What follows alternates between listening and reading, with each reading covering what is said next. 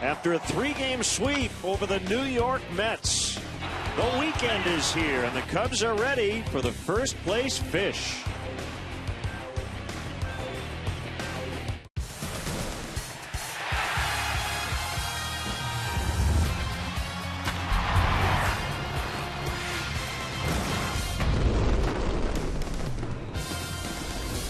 The weekend always starts early here at Wrigley Field, and on your way in, check out the statue of Billy Williams. A gorgeous day for Cubs baseball here on Comcast Sportsnet, and a couple of hot teams, the Miami Marlins and the Chicago Cubs. Great to have you with us to start your weekend a little early. Jim DeShays and Len Casper. The Cubs coming off a sweep over the New York Mets. Anthony Rizzo scored the game-winning run in all 3 games, and he is heating up. Yeah, let's take a little look at Anthony Rizzo's approach lately and see why. You're looking at the maturation of a young hitter. If we go to Tuesday night, he had already punched out 3 times. No balls and 2 strikes. Watch how quiet he is with the lower body, willing to just use his hands, put the ball in play.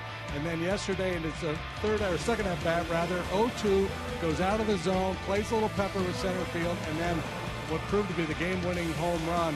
A big swing on a 3-1 fastball. So he shortens up down in the count, but ready to unload. Look at the big leg kick here that he did not use when he was down in the count. Just good, smart hitting for a guy recognizing the situation, taking advantage of being in a hitter's count there in that final swing. And Giancarlo Stanton seems to take advantage of every mistake. He is an MVP and Triple Crown candidate. Yeah, for me, he's probably the MVP in the National League to this point in the season. I know Troy Tulowitzki's putting up big numbers, but Giancarlo Stanton, for what he's done for this Marlin club, very, very impressive. Leads the league in home runs, RBIs, total bases, second in slugging. This was a team that was dead last in runs scored in the National League last year. They're number 2 right now, primarily because of that big fella. All right, it's coming up. A couple of 24-year-old budding stars. They may be National League All-Star teammates. Stanton against Rizzo. Cubs hosting the Marlins. Next.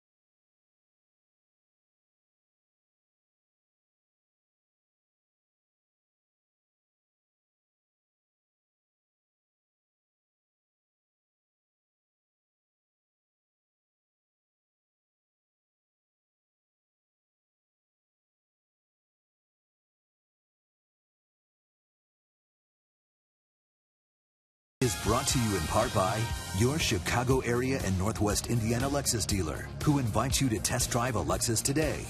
Blue Cross and Blue Shield of Illinois, through it all. AT&T Uverse, AT&T Uverse TV. Check availability at 1-800-PIC-ATT. Rethink possible. Ford, check out America's freshest lineup at your local Ford store or at localfordstores.com. And by Southwest Airlines. Find our fares online only at southwest.com. Well, the kids are out here today at the different defensive positions getting autographs from the Cubs starting players. But that young man ran all the way out to the ivy. I timed him. He's got a good burst. He's got a chance to go out there and run across the field with all these fans here, actually touch the ivy. So they're getting ready, and Comcast Sportsnet would like to welcome Our affiliate F&B Communications in Wheatland, Iowa, to today's game. Group of 50 diehard Cubs fans at F&B made the trip with their friends from First Trust and Savings Bank. Wheatland is about 180 miles from Chicago, and they're going to be back here in July when the Cubs host the St. Louis Cardinals.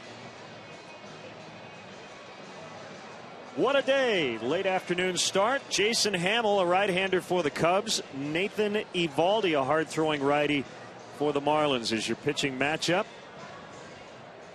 And let's get the Marlins Southwest starting lineup. As JD mentioned, they are scoring runs. It's kind of against what we thought going into the season, that their pitching would carry them, but it's been their offense. Yelich had a big series here at Wrigley last year. Ed Lucas can play everywhere. He's at second today. We mentioned Stanton. Casey McGee, the former Cub, off to a great start back from Japan. Garrett Jones, a Chicago area native, also has been very good. Marcell Ozuna, probably their hottest hitter right now. Adeiny Echeverria, known more for his defense at short. So is Jeff Mathis, the catcher, and Eovaldi, the pitcher, will hit ninth. Yeah. Presents the Cubs defensively this afternoon. Coghlan, Lake, Shearholtz cover the outfield here. Third to first, we go Valbuena, Castro, Bonifacio, Rizzo. Behind the plate, John Baker. Our Lexus pursuing perfection starting pitcher is Mr. Jason Hamill, and he's been really good. He's 6-3 through 11 starts with a 2.78 ERA. His rate stats, the best of his career: 62 strikeouts, 15 walks, and 71 and a third. So having his best year as a major league pitcher here in a Cub uniform. Taking on the Marlins for the first time since 2011. So not a lot of history between this current group of fish hitters and Jason Hamill. Fastball, slider, curve, change. Conversation going on there between Rick Renteria and the veteran home plate umpire Brian Gorman. Tony Randazzo, who is from Chicago, will handle first today. Marcus Patillo at second. David Arackley is at third. That kind of says it all. That shot right there. Oh my.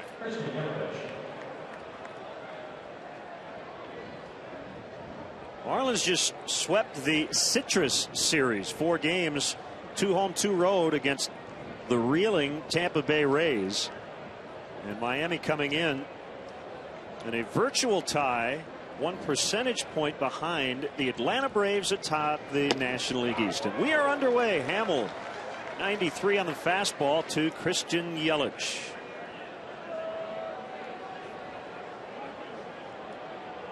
Jason likes to work quickly, and a ground ball to the second baseman and former Marlin Emilio Bonifacio. Getting asked a lot of questions these days about why is Jason Hamill so much better now than he's been in the past, and I'm not sure that he's not necessarily better. He's pitching better, but just watching him for the first time with any degree of regularity, his fastball command has been outstanding. He's thrown his 2-seam fastball more than he has in the past. Maybe that's led to an increased ground ball rate. The walk numbers, as I mentioned, are outstanding. Now Ed Lucas making his 13th start of the season, his 9th at second base. They've used a few guys over there. At some point it may be veteran Rafael Furcal, who was on the DL with a sprained hamstring.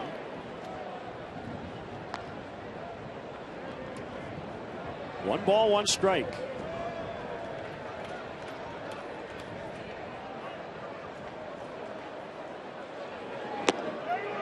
And Lucas could not hold up 1-2. Marlins lost their ace about a month ago, Jose Fernandez. Tommy John surgery, done for the year. And yet several weeks later, here they are in a division that I would say overall has underperformed. So there's an opportunity. It's still early. They've only played 60 games. But this is a team, JD, that lost 100 last year. It's been a remarkable turnaround so far for Mike Redmond's gang. They've added some veteran pieces that have really fit in nicely. Casey McGee, Garrett Jones, Salto Lamacchia, the catcher. Reed Johnson. They wanted to change the culture in the clubhouse a little bit, bringing in some, high quality guys, character people, but good players as well.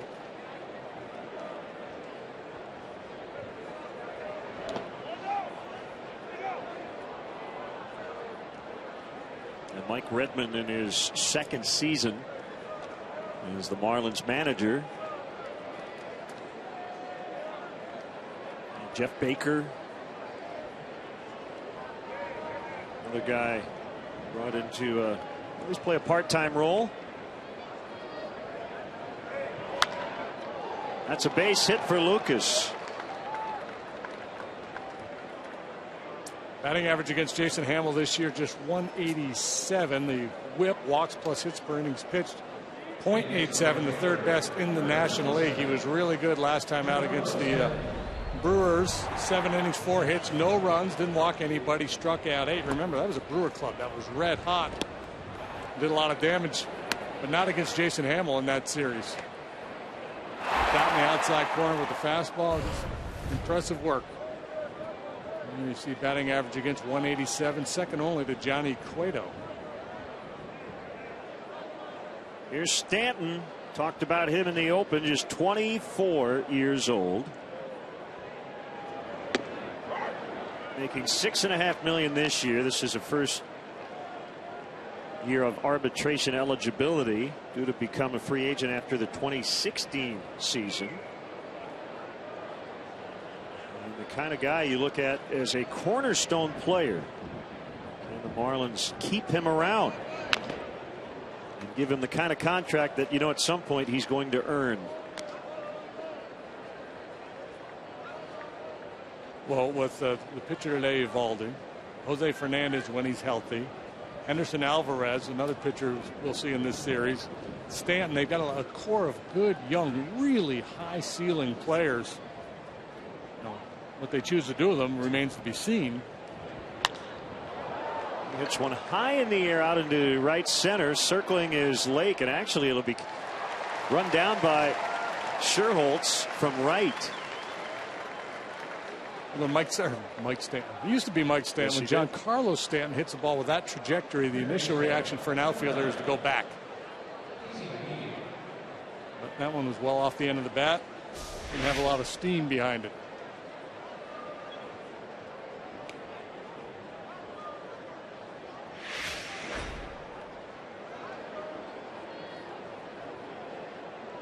Now McGee, the former Cub, made his major league debut in 2008. 4 hits, 4 runs in their win at Tampa Bay yesterday. Lucas probably trying to find a way to get the second, because McGee leads the majors with runners in scoring position, hitting .429. How about a home run and 37 knocked in? Yeah. Those are Paul Molitor numbers. He lines out right to Bonifacio to end the inning. A single, no runs, and the Cubs are coming up for the first time ever against Nathan Eovaldi.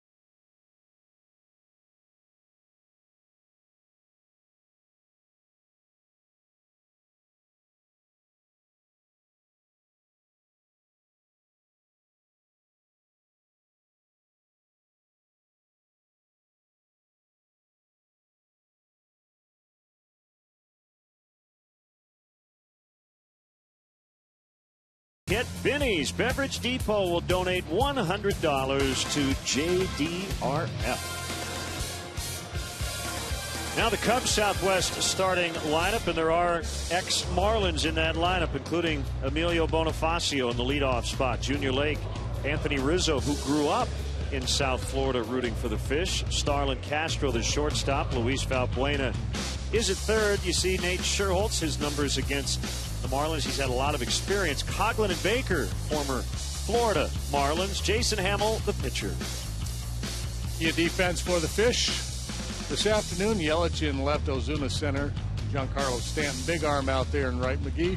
Echevarria on the left side of the infield, Lucas and Jones. Second, first, Jeff Mathis behind the plate for our Lexus starting pitcher, Nathan Eovaldi, 24 years of age, 4-2 with a .324. One of the hardest throwers in all of baseball, certainly among starting pitchers, averaging about 96 miles an hour with that heater. Slider, curve, and a change to complement that good gas. But he throws a lot of strikes. He pitches more like a finesse guy. He doesn't have a strikeout rate in line with his stuff. He throws a lot of strikes. And there is a strike on Emilio Bonifacio. And as we get started today, the 70th anniversary of D-Day, we think about every day all of our men and women who serve our country, but today especially World War II veterans and those who gave their lives. There were baseball players involved in that invasion too. Yogi Berra amongst them.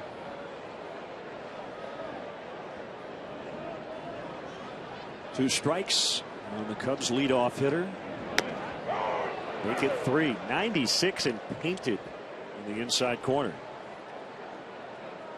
Yeah, you know, and people think that you're kind of talking out of both sides of your mouth. You're saying he throws a lot of strikes, but he doesn't strike out a lot of people. Well, because he spends so much time in the zone, there is a lot of contact against him. He's not pitching for strikeouts. He certainly has the stuff to dial it up and throw it by you. Throw strike one about 65% of the time. That's well above league average. If you want to get real baseball geeky, he throws 57% of his pitches in the strike zone. That's tied for the most in Major League Baseball. Most guys actually, you know, below 50% in the zone. Well, they got him from the Dodgers. And the one thing the Marlins have done extremely well over the last decade is scout other teams' prospects. And they've made a lot of deals. They've dealt away veterans and gotten prospects in return. He was brought over in July of 2012 in the Hanley Ramirez trade with the Dodgers. And Larry Beinfest, their longtime president of baseball operations, fired a couple of days after last season, but a couple of his lieutenants continue on. He was replaced by general manager Michael Hill and the VP of player personnel and assistant general manager Dan Jennings promoted to the GM chair.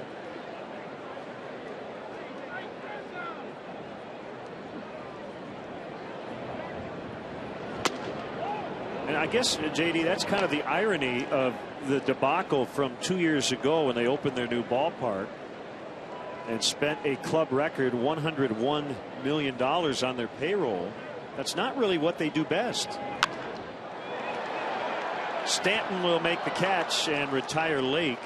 You've talked about some veterans on this team. Well, mostly role players. You know, they bring in Burley and Bell and Reyes. You go on down the line. Ozzie Guillen is the manager. They make the big splash. Go for it. Yeah, you think about the 03 team, and really since then, when they've been good, it's been developing within, making trades and getting prospects in return. Well, Hanley Ramirez was a prospect. And that goes back to when they won the World Series in '97. They blew that team up and brought in a bunch of young players.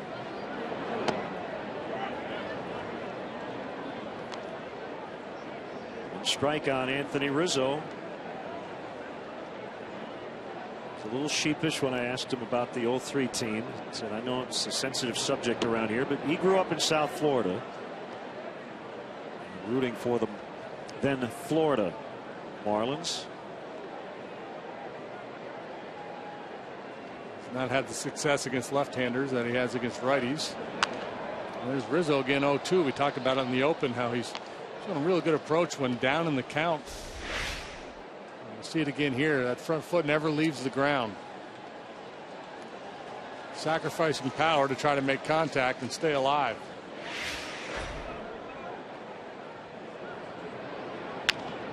On the ground to Echeverria behind second, and Eovaldi makes quick work of the Cubs in the first after an inning. 0-0.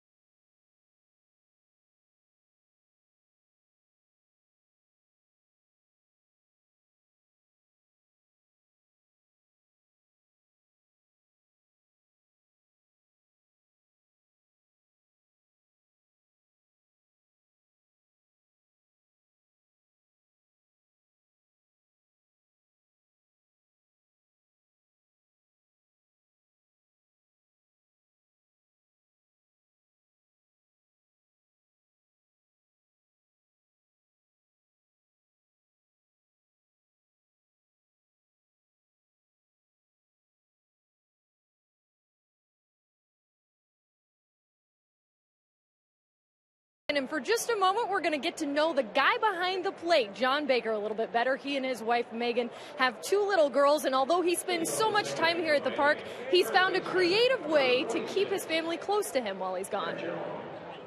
I have this one. This is my daughter, Brooklyn.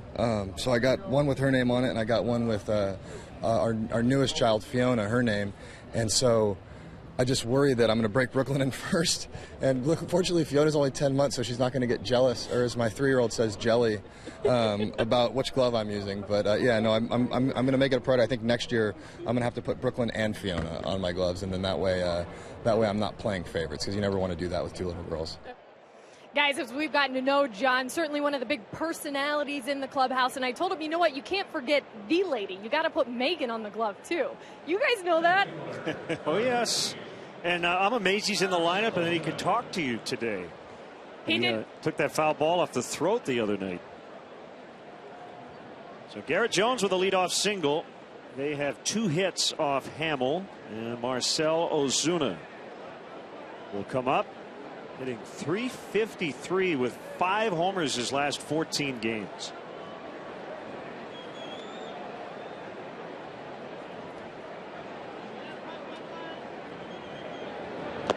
Yeah, he's the guy who routinely shows up in the highlight shows. He's been doing a real nice job for the Fish. Just 23 years of age. So they've got Yelich in left at 22. This kid in center at 23. Stanton's the old guy in their outfield at 24.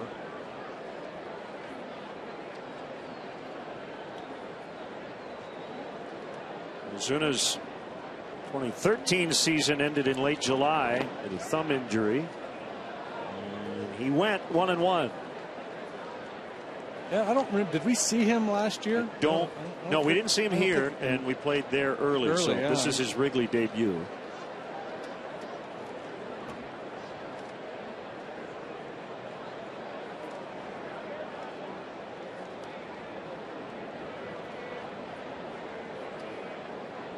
A 1-1 pitch. One handcuffed Baker. 2 balls and a strike. Well, part of the Marlins story this year has been really good at home, struggles on the road, especially early. The last couple of trips they've been much better away from Miami. This guy has been much better in his home ballpark. .313 at home, just .226 on the road. Yeah, they got off to a terrible start on the road. They won 3 of their first 18 games away from home, but they've now won 7 of their last 9.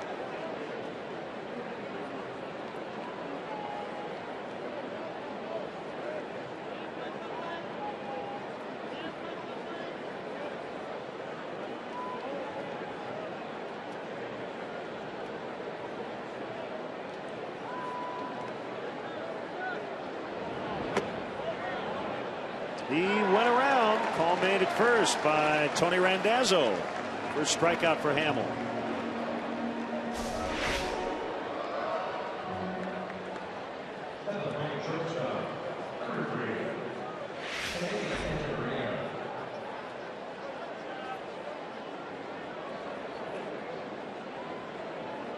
Danny Echeverria.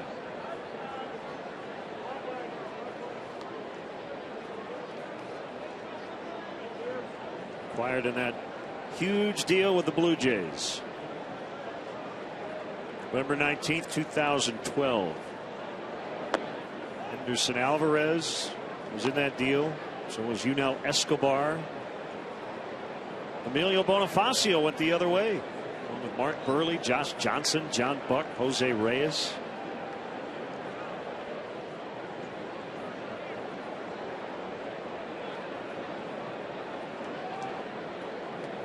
And here's the thing: when that deal was made, if you're a Marlins fan, you hate it.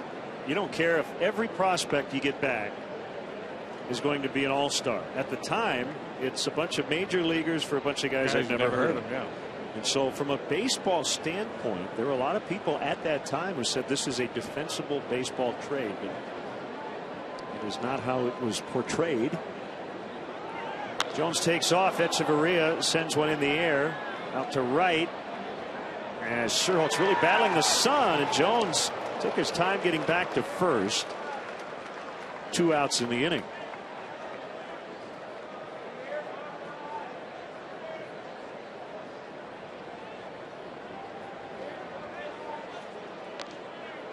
Yeah, there could be some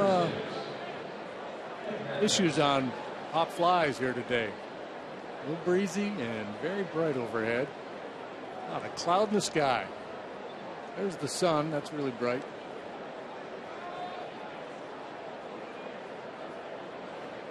The catcher Mathis, mentioned Jared Saltalamacchia earlier. He's on the disabled list with a concussion. I think what got people really riled up in Miami, though, was the fact that they traded all those guys after they got the brand new stadium built, and the idea was, okay, now we got all these extra revenues because you helped us build this stadium with all this public money, and we're going for it, and we're going to, load up with stars, and that's going to be the storyline here. And then, they blew it up after 1 year. Yeah, the abruptness with which it happened, you can certainly understand the frustration. But going back to our earlier conversation, I think they went a little overboard in bringing in who they brought in. They probably had a better team already than maybe they even knew at the time.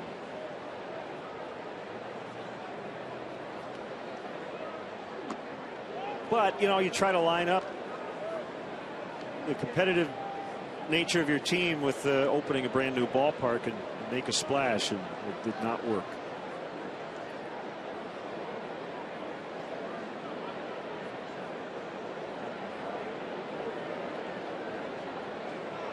One and one the count. Pitchers on deck. 1-2 now on Mathis. That's one way to go about it, and every market is different, and you have to kind of analyze the fan base. But I think the other strategy would be, well, let's build this brand new ballpark. And there'll be a honeymoon because of this new ballpark. We'll get people in the ballpark, and then we'll build from there. They'll get to know our players just by coming to our new park. Yeah. Well, they had the number 2 pick behind the Astros, and they took basically the hardest throwing high school pitcher ever.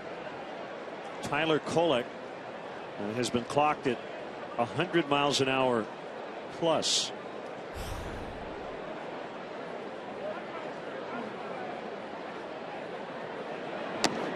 And we'll have more info on the Cubs draft coming up today. They had 2 picks yesterday and a bunch more today.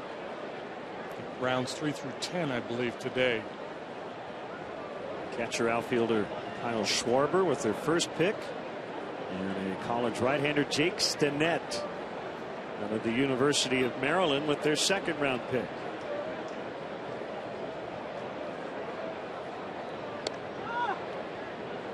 A little throw over there on Garrett Jones.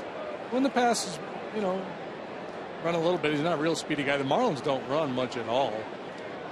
Just 17 steals this year in 24 tries.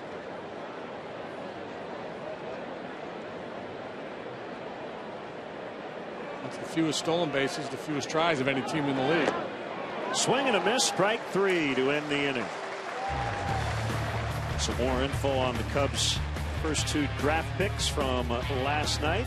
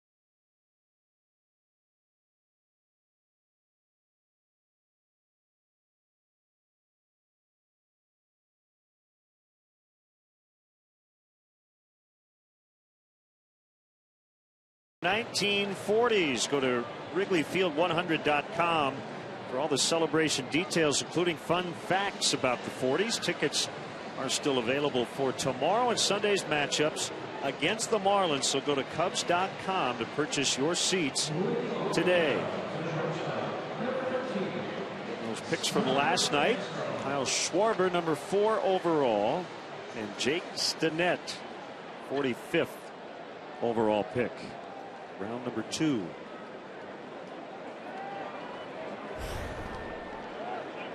Exciting time for those guys. Hopefully sign quickly, get out to play, and start their journey.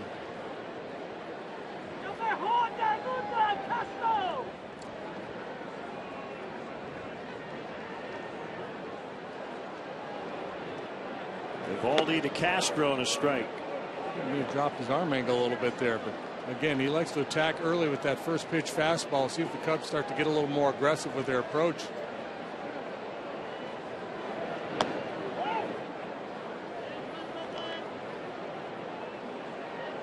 Speaking of hard throwers from Texas, he's from Alvin, Texas. That's where Nolan Ryan is from.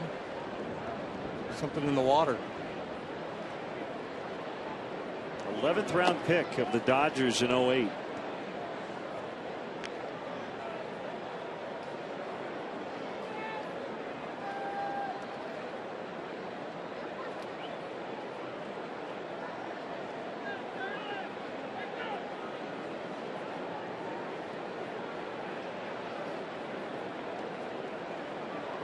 To his motion, he catches the outside corner. 97 miles an hour. 8 innings his last time out in a no decision against the Atlanta Braves.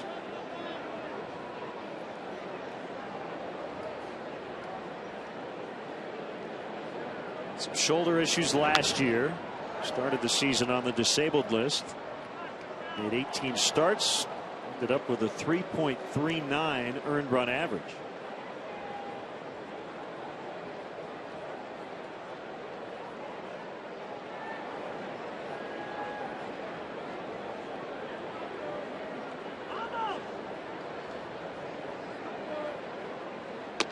Swing and a miss.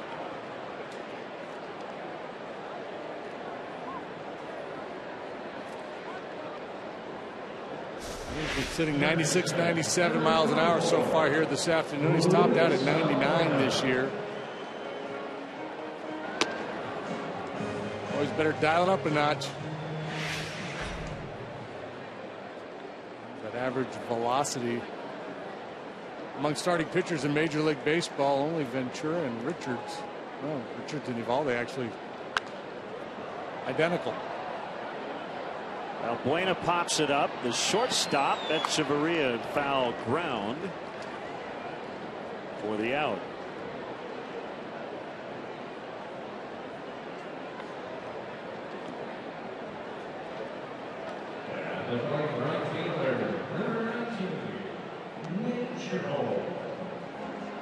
Now Sherholt's the only Cub with the previous at bats against Evaldi. 1 for 3.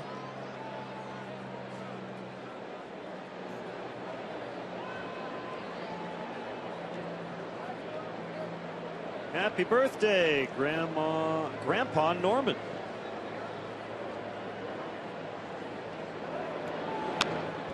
Norman, the old poop. Did it say how old he is? 86. Okay.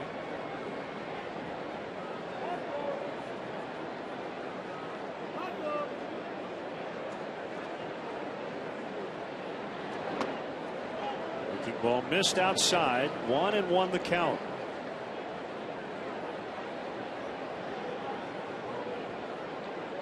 .74 degrees as we got started. Just ideal conditions. East wind at 8.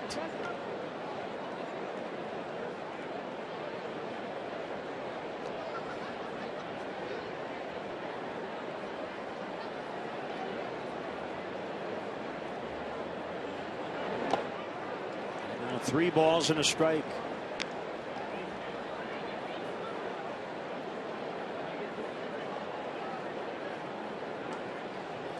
A little bit of a different style for tomorrow. Veteran left-hander Randy Wolf. Cubs will have Jeff Samardzija on the mound. Fly ball. Will be no problem for Ozuna. 6 up, 6 down for the right-hander Evaldi. Scoreless after 2.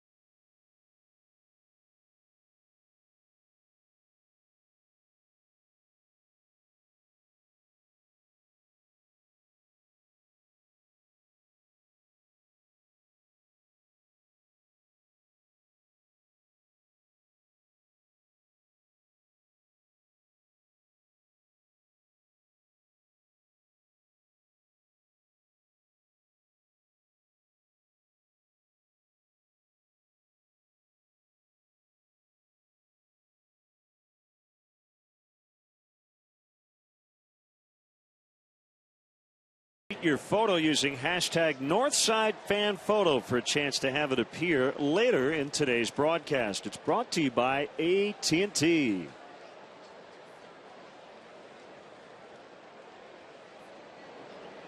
No scores. We get into the 3rd inning.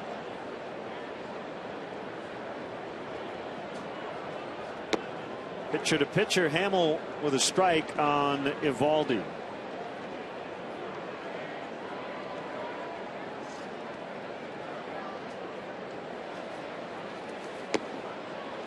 Late swing that time. 2 on the Marlins pitcher. Great to have with us our good friend Mike Milken. We are nearing Father's Day, which will be next weekend, and we want to learn more about battling and preventing prostate cancer. Mike, always a pleasure. Nice to see you here. Well, it's great to be with you for our 18th season here on the Home Run Challenge, and I can't think in the 18 years whether we've ever had a better day at the ballpark in terms of weather. Incredible. So let's hear your story. I know you've told it many times before, but over 2 decades ago, you were diagnosed at 46 years old with prostate cancer, and we're told you had a 1.5 years to live. Right. It has spread through my body, but, you know, I'm not alone today. With all the advances in all forms of cancer, 1 in 2 men get cancer, 1 in 3, and there's almost 15 million Americans today who are living normal, healthy lives who've had cancer. In prostate cancer, this is the #1 awareness program in the country, this Home Run Challenge that culminates on Father's Day. And the original idea we had 18 or 19 years ago was come out to the ballpark. Bring your dad, bring your brother, bring your next door neighbor. Ball drilled the other way by Yelich. It's going to get over Coughlin, and Christian Yelich had a big series here last year. 7 out of 14 is 1 for 2 today. And remind them to get checked for prostate cancer. You know, you wish every life-threatening disease had a simple little early morning blood test, the same as getting your cholesterol. And so the death rate is down more than 50% since we started this program due to 2 things. One, better awareness, and the #1 awareness program is this Home Run Challenge that we travel around the ballparks. And #2 is far better treatments. And we've had 6 drugs approved, some with little to no side effects for people with advanced prostate cancer. Here's Ed Lucas, runner at second with 1 out, and that pitch is inside. So since 1997, the Cubs have hit 79. And we've raised $2 million, and we've got matches for 20 to 1. So the Cubs home runs have turned into $40 million for cancer research. It's been phenomenal. How much in total has the program raised? We've raised $45 million from home runs hit during the program, and then we've received matches, which brings it up almost to $900 million. And those efforts have led us to believe today that within the next 5 years, prostate cancer might just become a chronic disease, no longer a life-threatening disease today. And there's just so much hope for all forms of cancer.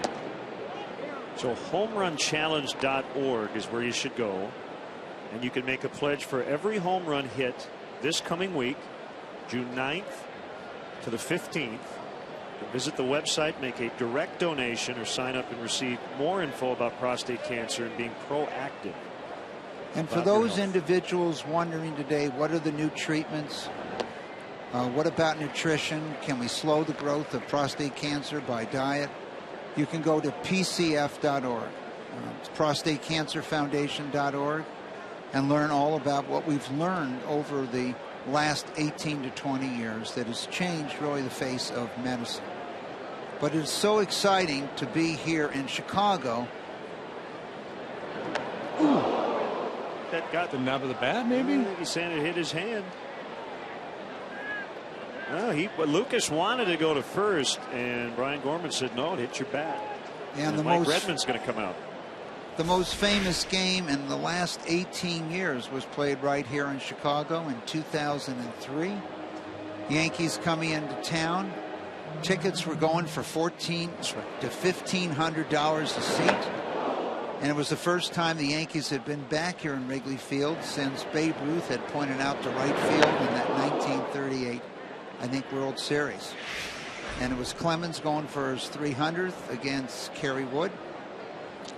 And it was a game for the ages. Yeah. Cub fans remember that game and that season. That is caught by Bonifacio, and it'll send Yelich back to second. So how many ballparks are you going to hit here? Well, I'm only going to see 24 this year. So, you know, one year we went to all 30. But we're trying to spend a little more time in the ballparks. That game was also important because both managers, Dusty Baker and Joe Torre, had prostate cancer. And that game was also important because the greatest home run hitter in all of our home run challenge history, Eric Karros, was playing first base for the Cubs. And he hit a big home run, right? And he had hit a home run in 1 out of every 2 games he had played. And I ran on the field and told Dusty Baker, Dusty, look at the facts. You've got Karros in the dugout. He's the greatest home run hitter we've ever had. And if you remember, it took that play in the 4th or 5th inning where Woods, I think, elbow knocked out Choi to bring Karros out of the dugout. That's right. And on the very first pitch, he hit a 3-run home run. 1-0 on Stanton, and a swing and a miss. But I think for men and for women, the promise of immunology, the promise of stem cells, the promise of precision medicine, these things are going to change the way we treat people who've had cancer and other life-threatening diseases. And a lot of it can be traced right back to this ballpark with the awareness of telling people to get checked and raising money for home runs to increase investments in research. 1-2. And when you start research, you never know. And we started maybe almost 18 years ago, focused on this idea of immunology. It was not effective initially today for prostate cancer, but it's been very effective for melanoma.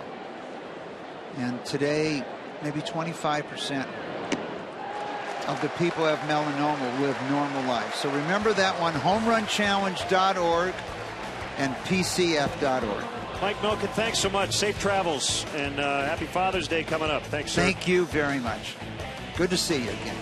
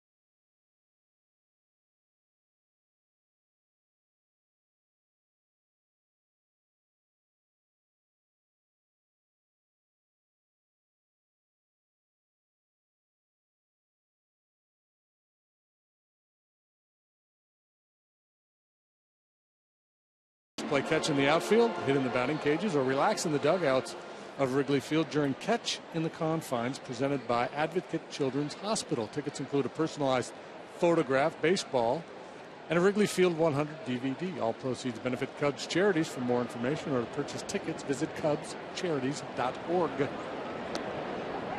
Get me over breaking ball from Eovaldi, who has been impressive early. As he faces Chris Coghlan. Coghlan facing his former team. It's kind of interesting. The Cubs, a third of their lineup today had their best stretches in the big leagues with Florida/Miami. Coghlan, you recall, was the National League Rookie of the Year in 2009 as he strikes out. So let's take a look back at the Marlins careers of Bonifacio, Coghlan, and Baker. Yeah, Bonifacio's best year, 40 steals, hit almost 300 in 2011. John Baker, over his first 2 seasons, put up a pretty healthy batting average as well. And with the start Bonifacio got off to this year, that's kind of the player we had in mind, the guy that the Fish had back in 2011. The batting average has taken a significant dip, but still it's been a pretty good run here for Bonifacio in a Cub uniform.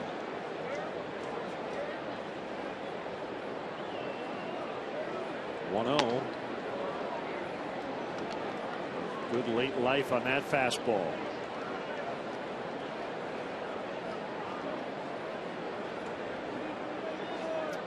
I mean, I continue to be amazed at the arms we see all around baseball. We know about the household names, and actually, JD, a lot of the household names don't throw quite as hard anymore.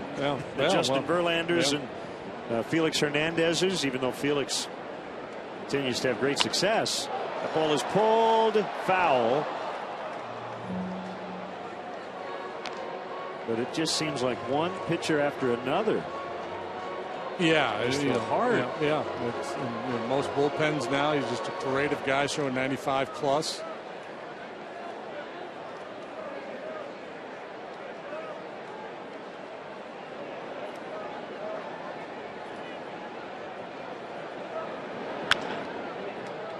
Pounded on the ground. Lucas has time.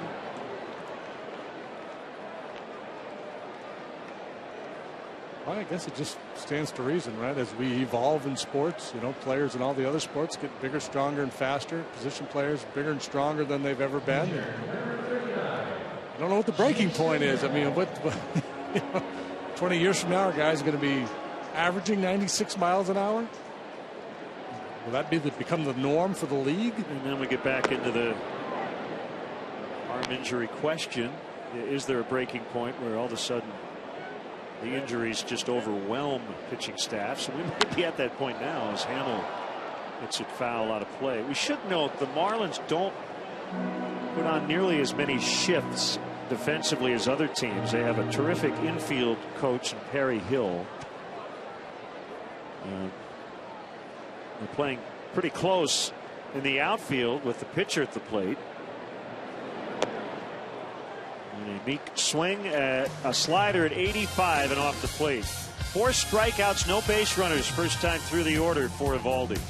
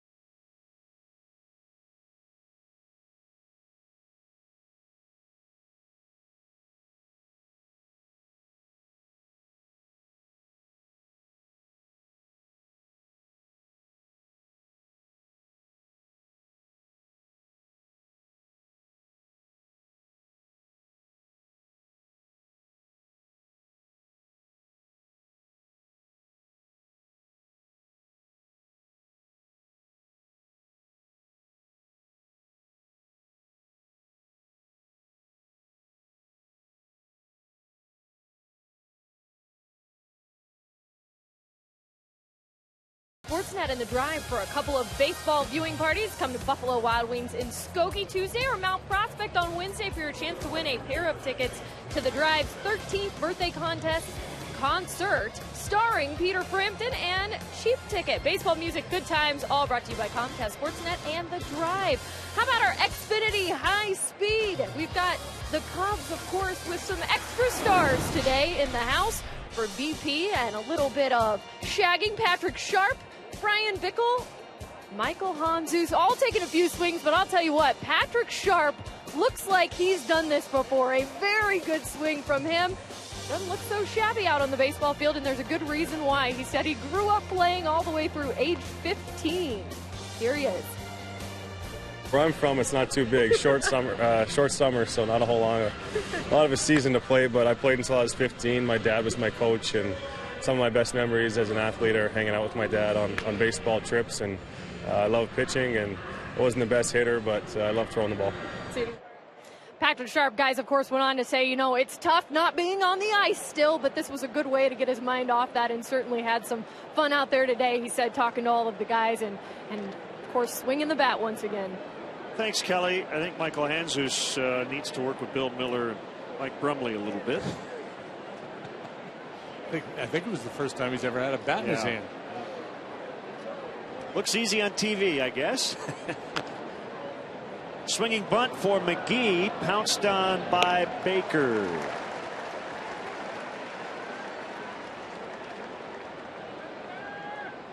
And it'll bring up Garrett Jones, who's singled to lead off the second inning. Jones, a Chicago area native, born in Harvey. And did you know that he is married to Ron Coomer's second cousin? I did not know that.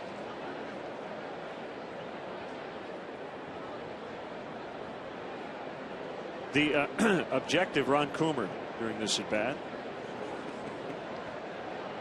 Also, Garrett Jones was a teammate of Mike Redmond's in Minnesota, his manager. When he made his major league debut back in 2007, he was the DH. He hit 8th right behind the catcher, Redmond.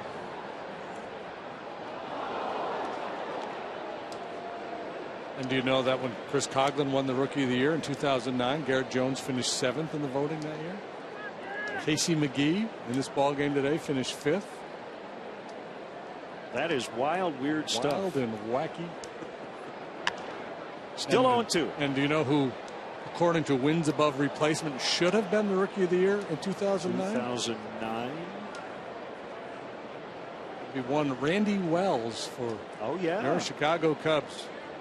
12-10 with a 3.05 earned run average. He finished 6th in the balloting.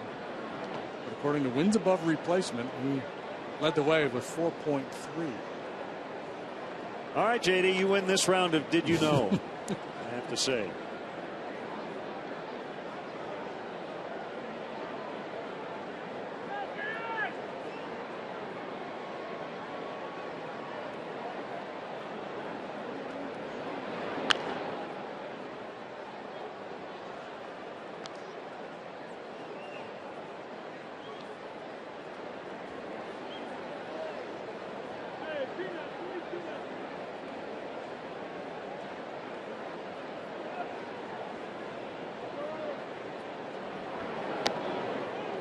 Two and two. Well, regardless of the conditions, the way these pitchers are throwing, you get the sense there's not going to be a lot of runs thrown up on the board here this afternoon.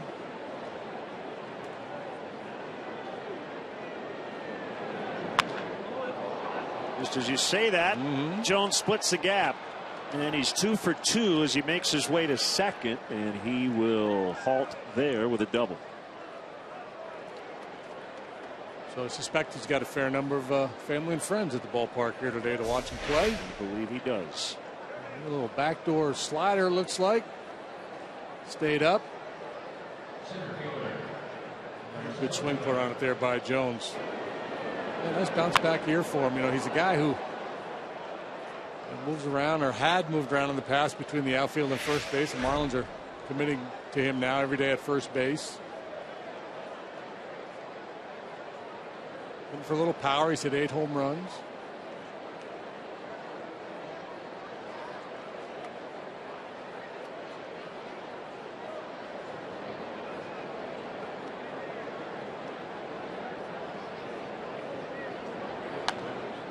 Fouled off by Ozuna. Yeah, you mentioned, last year we didn't see Ozuna. I believe he came up right after we were in South Florida. Remember, Stanton went on the disabled list because of a hamstring injury, and Ozuna made his major league debut as he replaced Stanton on the roster. Strike called, 0-2.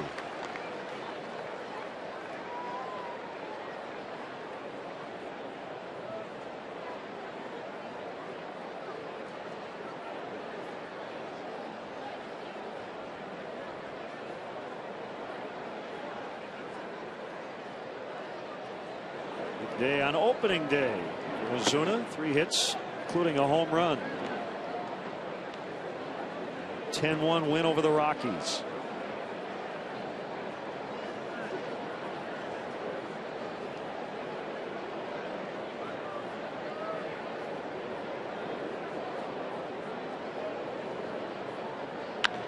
Ground ball toward left, and it's through. Jones had to make sure it got past Valbuena, so he will not be able to score. They're at the corners with 1 out.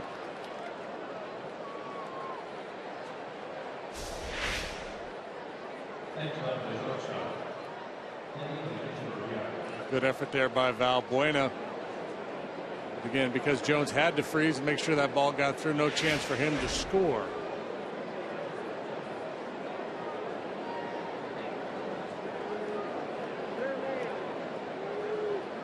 The shortstop Echeverria, who set a National League record last year on May 5th for RBIs in a game by a Cuban-born player, knocked in 7 at Philadelphia.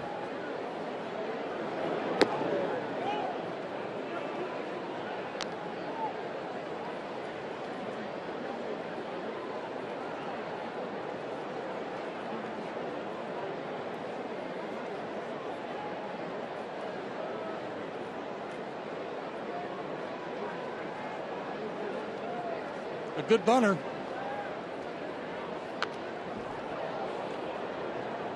At this stage of the ball game, you're not really thinking squeeze, but down near the bottom of the batting order, a day where 1 run might prove to be really big.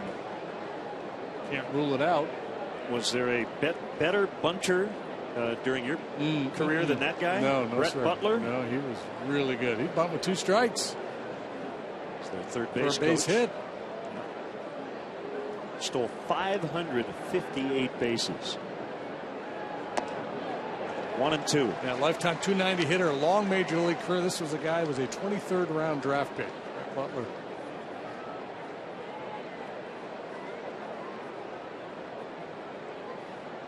To Libertyville High School. And Brett Butler.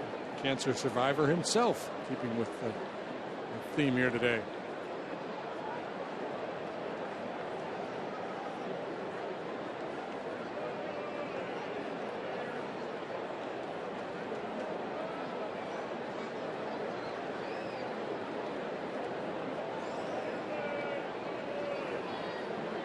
Marlins threatening.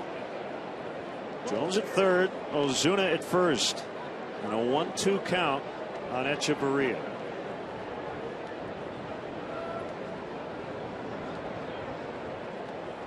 There goes Ozuna, swing and a miss, strike 3, throw to second with Jones holding at third is late, so Ozuna gets his second steal of the year.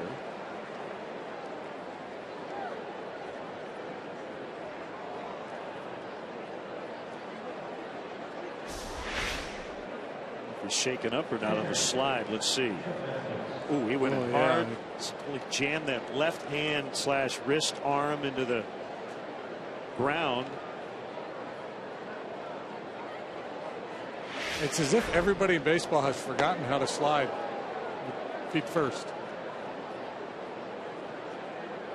A little chin. Mathis will be intentionally walked. They'll load the bases to face the pitcher. Eovaldi, who's 2 out of 23 on the season.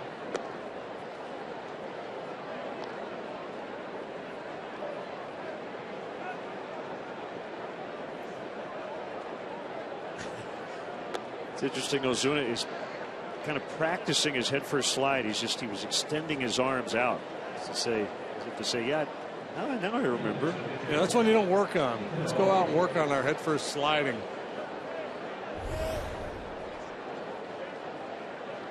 Our AT&T U-verse Multiview. They call them ducks on the pond. I guess we'd say fish on the pond. 3 of them. But 2 outs and a pitcher at the plate. Eovaldi with a pretty good hack fouled it off.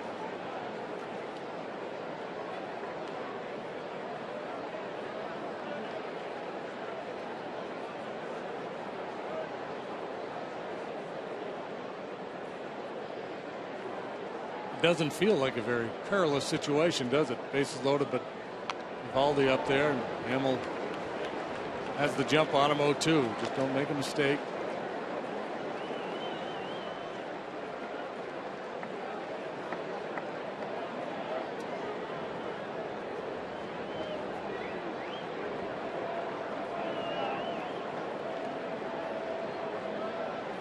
Making breaking balls probably about the only thing he hits here.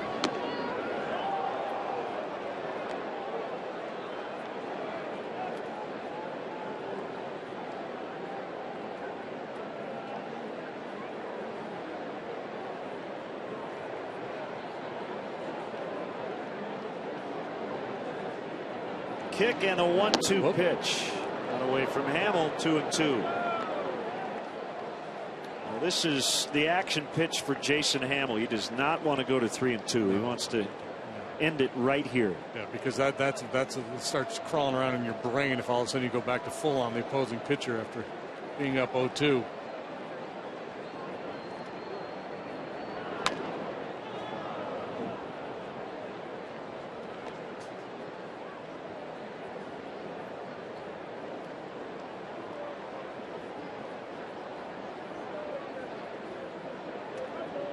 Has the feel of that Mets series. New York had a ton of base runners. Cubs pitchers did a really good job in getting out of the potential big innings. Still 2-2. Eovaldi hanging in.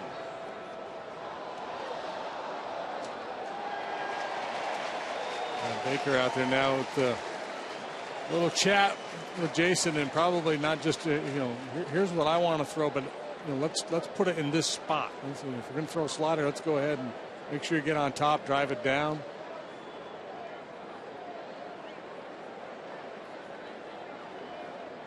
Manager's doing a little cheerleading over there. He's a former Marlin. Renteria. That works. Called strike 3 to end the inning. They leave him loaded. Well, this is not how you teach it. Do not try this at home, kids.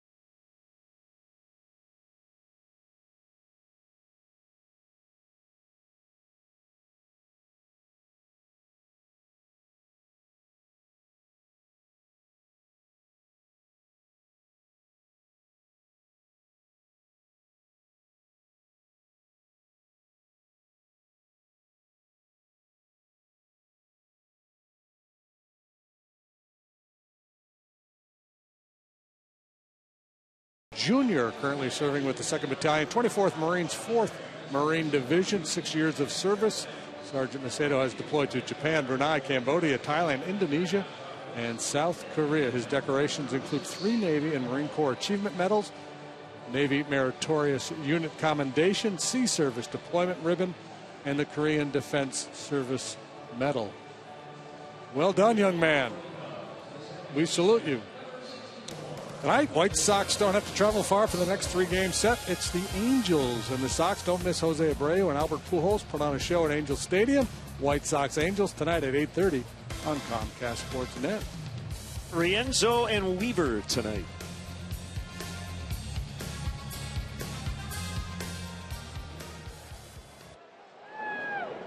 See the Buddy Epson look-alike there is a World War II vet. Gentleman there with the white mustache. Yeah, great to have him here at the ballpark.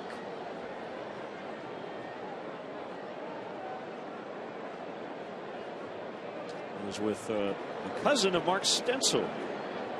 Puts together all of our fancy-looking graphics.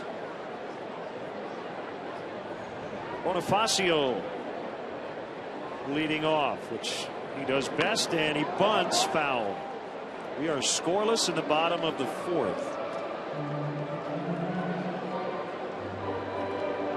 Marlins have left runners on every inning, 6 in all. Cubs haven't had a base runner.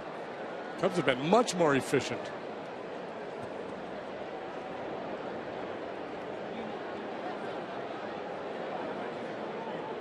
Well, you referenced the Mets series. That's exactly what happened in Game 1 of that series. Stanton makes a catch for the out. Mets had all the chances. Cubs had none until late. They ambushed him. I'll tell you, the Marlins outfielders, JD, very aggressive. They're asking a guy like Bonifacio to hit it over them, but they're doing the same with Lake. Yeah. Ozuna. Yeah, look at Ozuna. Was doing a Jim Edmonds out there in center.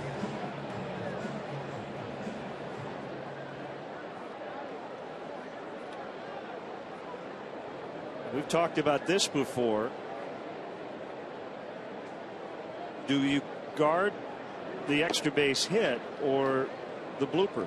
You know, you'll take away some cheap hits by playing in 2 or 3 steps, but you might give up a gapper.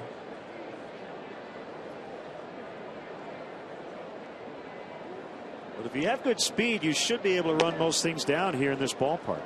Well, it's interesting because you talked earlier about the Marlins not deploying a lot of infield shifts, but clearly they're a little outside of the box with their outfield deployment, playing as shallow as they are. For a guy like Junior who's got some pop.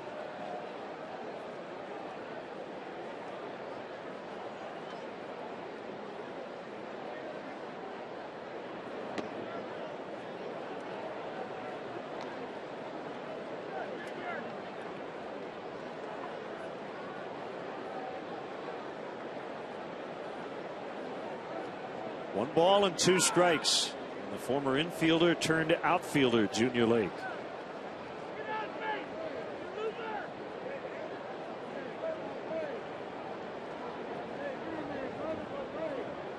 Well, I do think that in terms of outfield depth, I think you should play a little more shallow here as he swings and misses for strike 3.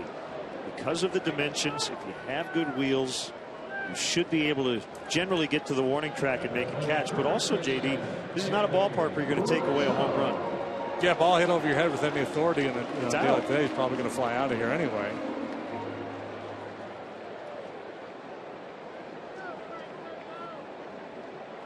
Now, kind of the opposite alignment. And the other thing that you notice about this Marlins team, I mean, Stanton has moved over.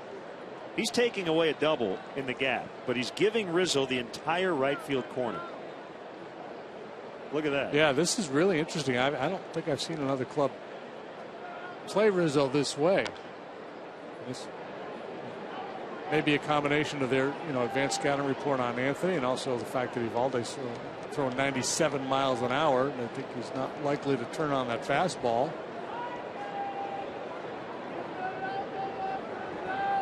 And with 2 outs, if he hits a double and it becomes a triple, it's not the end of the world for Evaldi and the defense.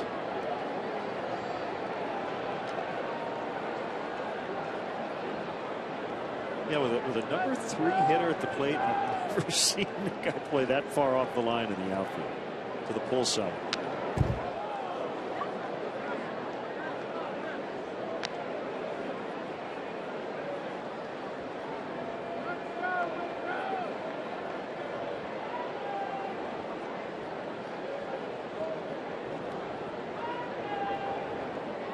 Baldy has retired the first 11 Cubs.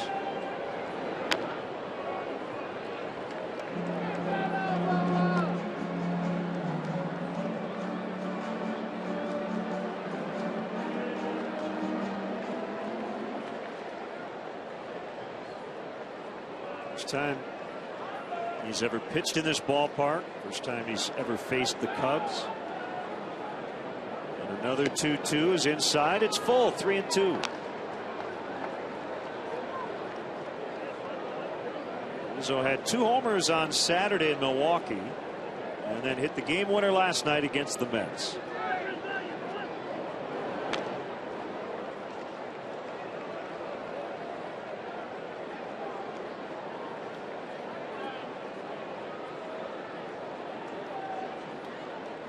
That he needs a second here. Let's see where this one got him.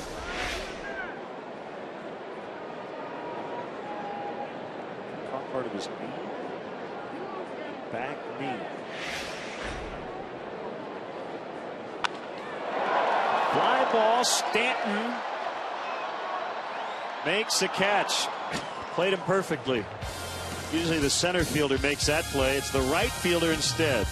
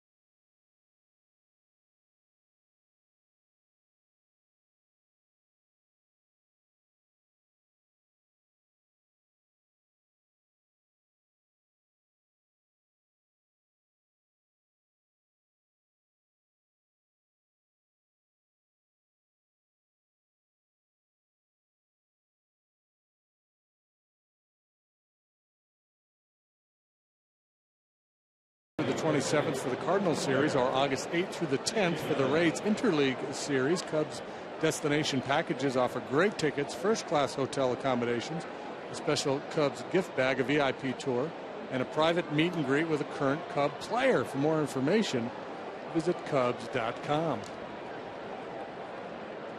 It's better than a trip to the mall to meet Santa.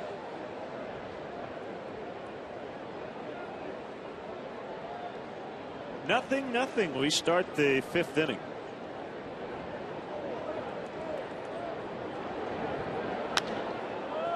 Yelich jumps on the first pitch. Easy.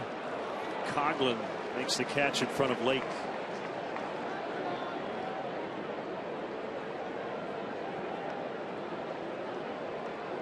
Baldy perfect through 4. Almost had to labor a little bit more. He worked out of a jam in the 4th.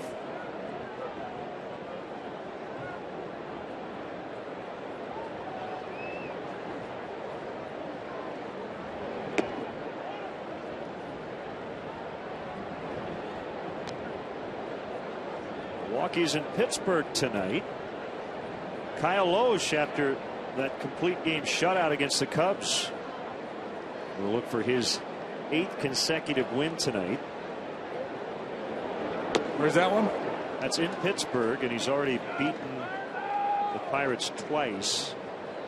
That's some bad blood between those clubs this year.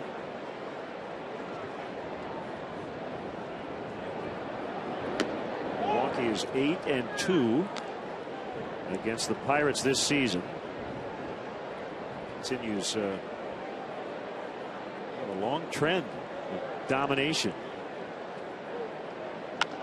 Ground ball up the middle, and it deflects off the glove of the diving Starlin Castro. Hope he's all right.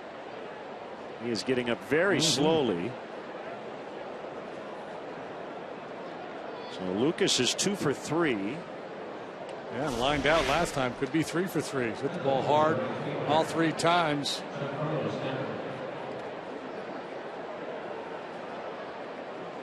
I think it's the kind of that hip bone area. Yeah.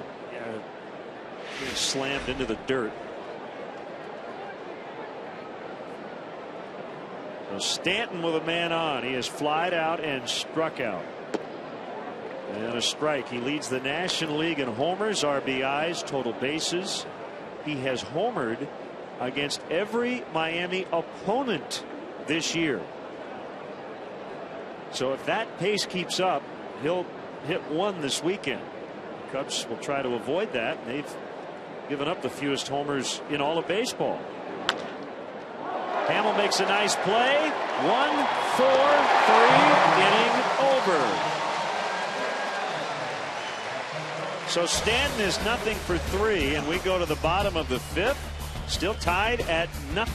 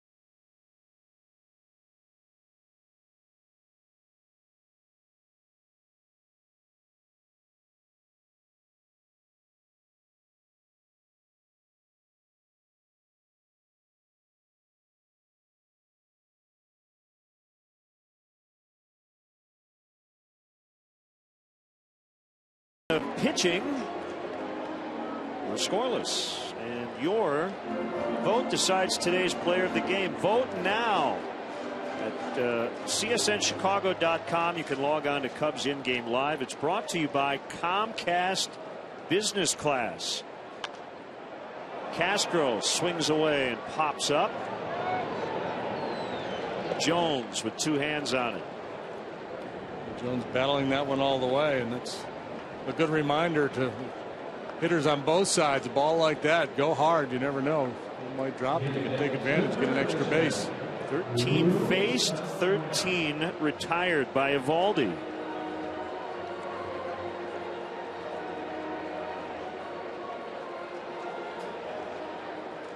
You can see he has been much more efficient then has Jason Hamill. Hamill with 80 pitches. He got that double play ball to get out of the top of the inning. But 80 through 5. Eovaldi making number 52 here, and Valbuena takes a knee-high strike.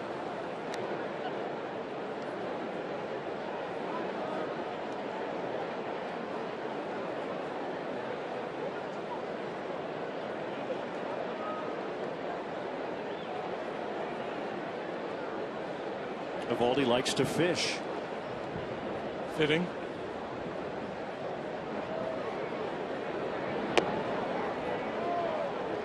Before he was dealt good hook to the Marlins, his only trips to the state of Florida had been to go fishing.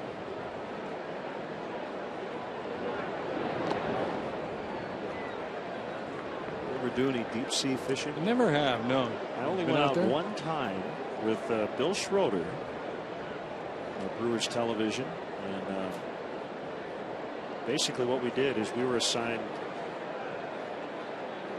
a line that was hooked to the boat. The guys running the boat put the bait on. As Valbuena cranks one and is out on a liner to Stanton. So and then we just kicked our feet up and enjoyed the sun. Really? Somebody, I don't know if it was my line or Bill's, caught a barracuda, and it was huge. And it looked like it had very nasty teeth. They're kind of nasty creatures, aren't they? Anywhere near it. So you didn't even reel them in? I might have helped, but it didn't really. I couldn't take any credit for any of it.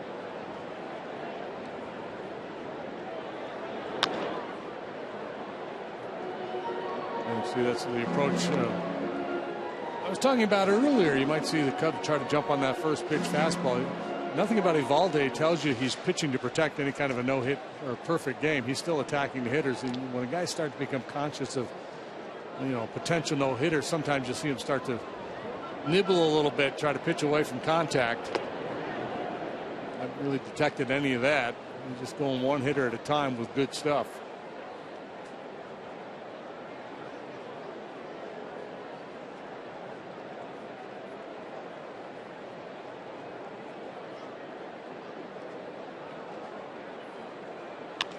There's a base hit.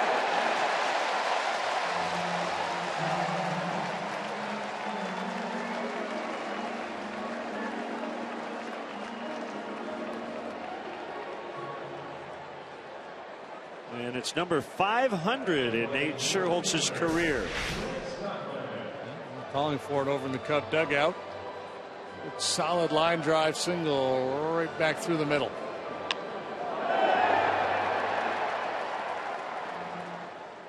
So that's after Eovaldi had retired the first 14 batters of the ball game.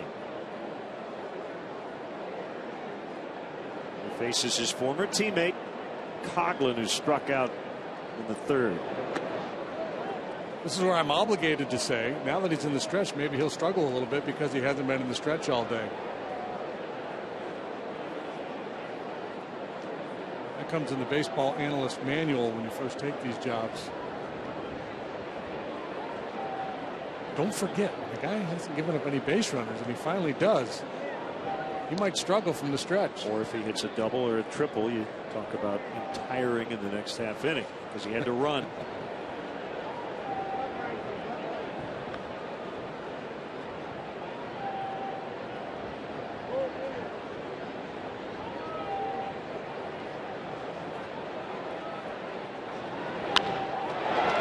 That one will get to the wall, probably. Stan's going to run it down. He will get to it on the track. Coming around and scoring is Nate Scherholtz.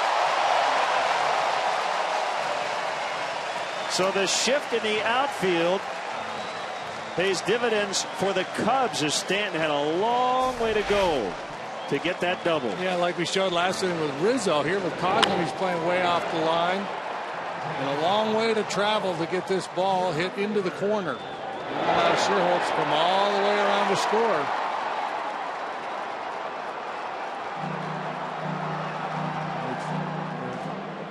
Philosophy, obviously, take away the gaps, give the lines, and that time the Cubs take advantage. They will intentionally walk Baker and face Hamill here with 2 outs. See, he's in the stretch. Yeah. 2 hits for the Cubs, 6 for the Marlins, but the Cubs have the lead.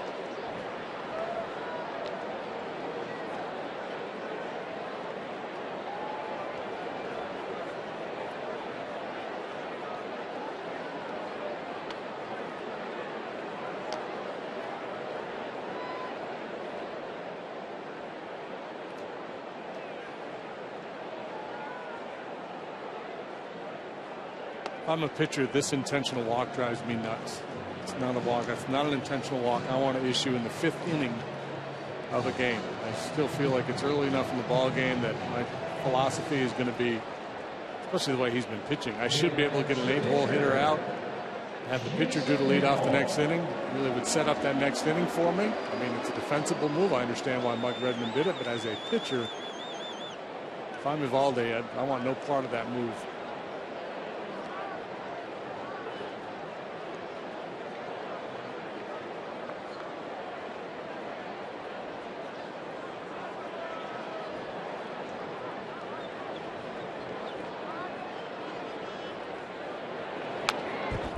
Fouled back by Hamill.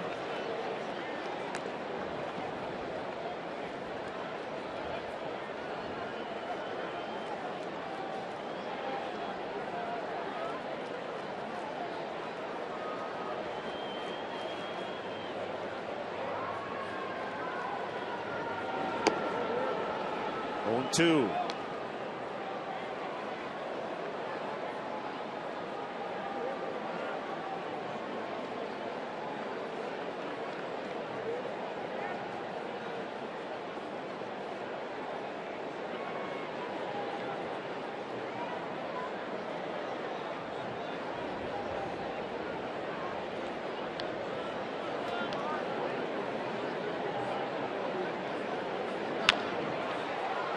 To the shortstop.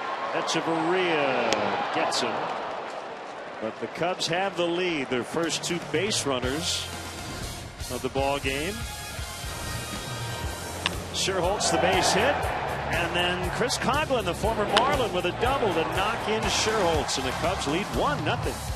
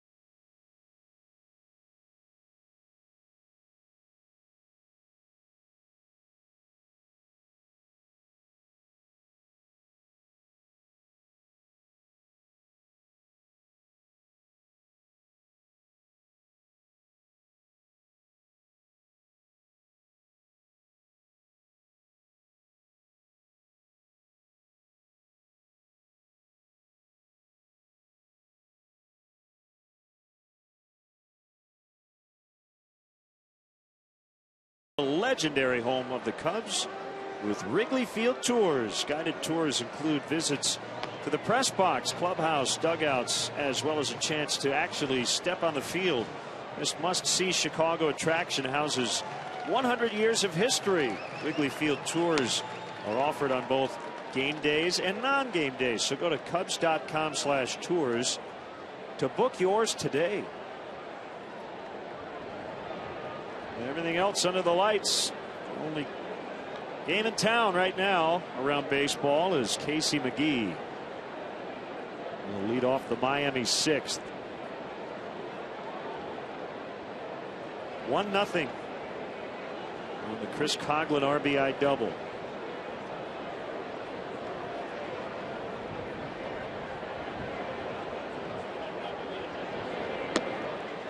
He played in Japan last year, 144 games with Rakuten. That's the team Masahiro Tanaka pitched for and didn't lose. They won the Japan series. A fly ball pretty well hit to right. Sherholt's back, battling the sun, makes the catch on the dirt.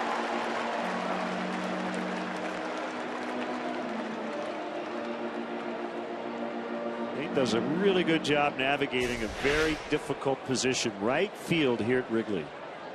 He's a very good outfielder. Good reads, strong arm, almost never makes a bad decision out there.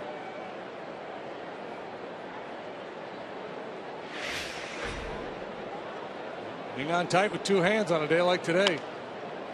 Jones 2 for 2 with a double.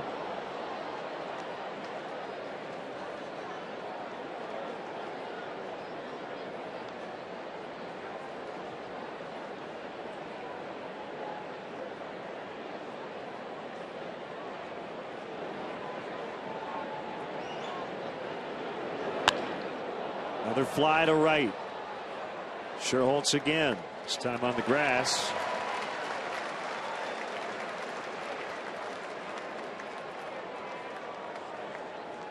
Boston's at Detroit tonight. The Red Sox last 7 consecutive series have ended in sweeps. They've won 3 of those series and lost 4.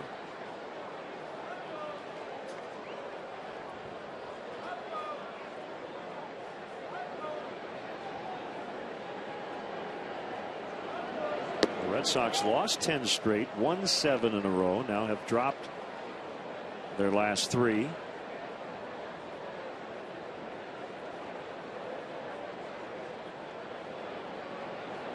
The Tigers have been struggling. They're still in first by 2.5 over the White Sox, but they've dropped 5 in a row.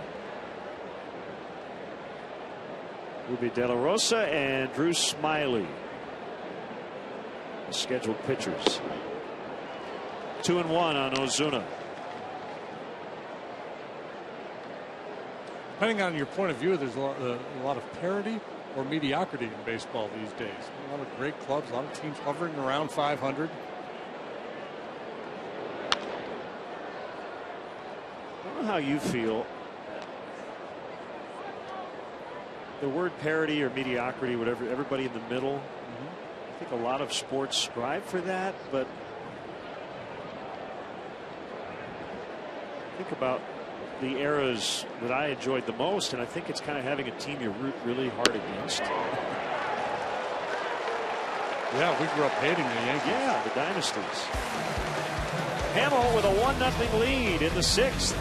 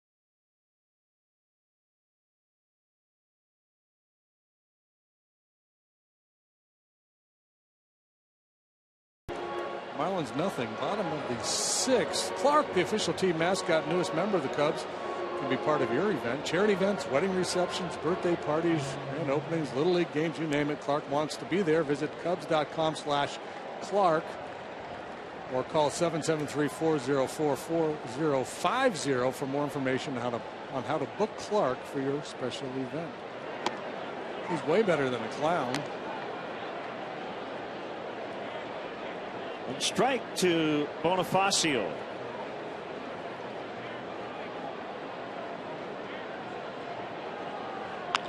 Ground ball. Nice play by Jones. Evaldi over quickly, and it goes 3-1. Pretty play.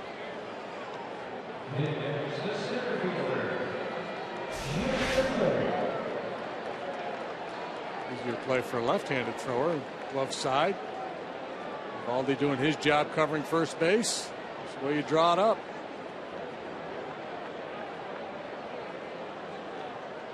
Keeps the speedy Bonifacio off base.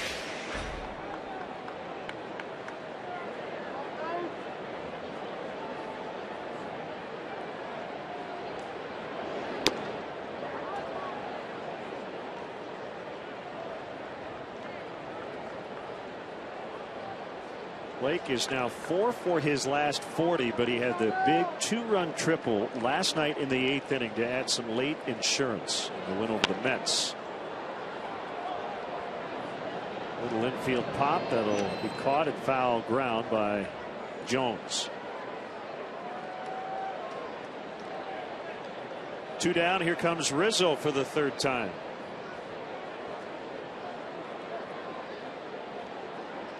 Ten former members of the All-American Girls Professional Baseball League are here today. And I'm not sure if all the members or just a few are going to sing, but they will conduct the stretch, and we will chat with Janine Lesko.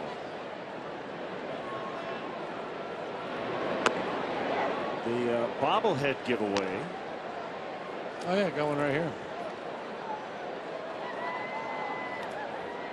Honors the AAG PBL.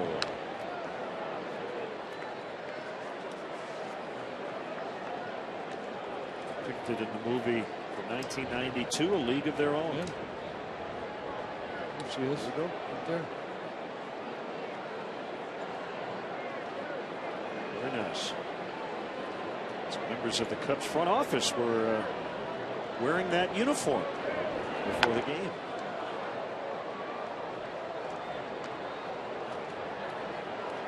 Dottie Hinson could play. Big hand before the ball game.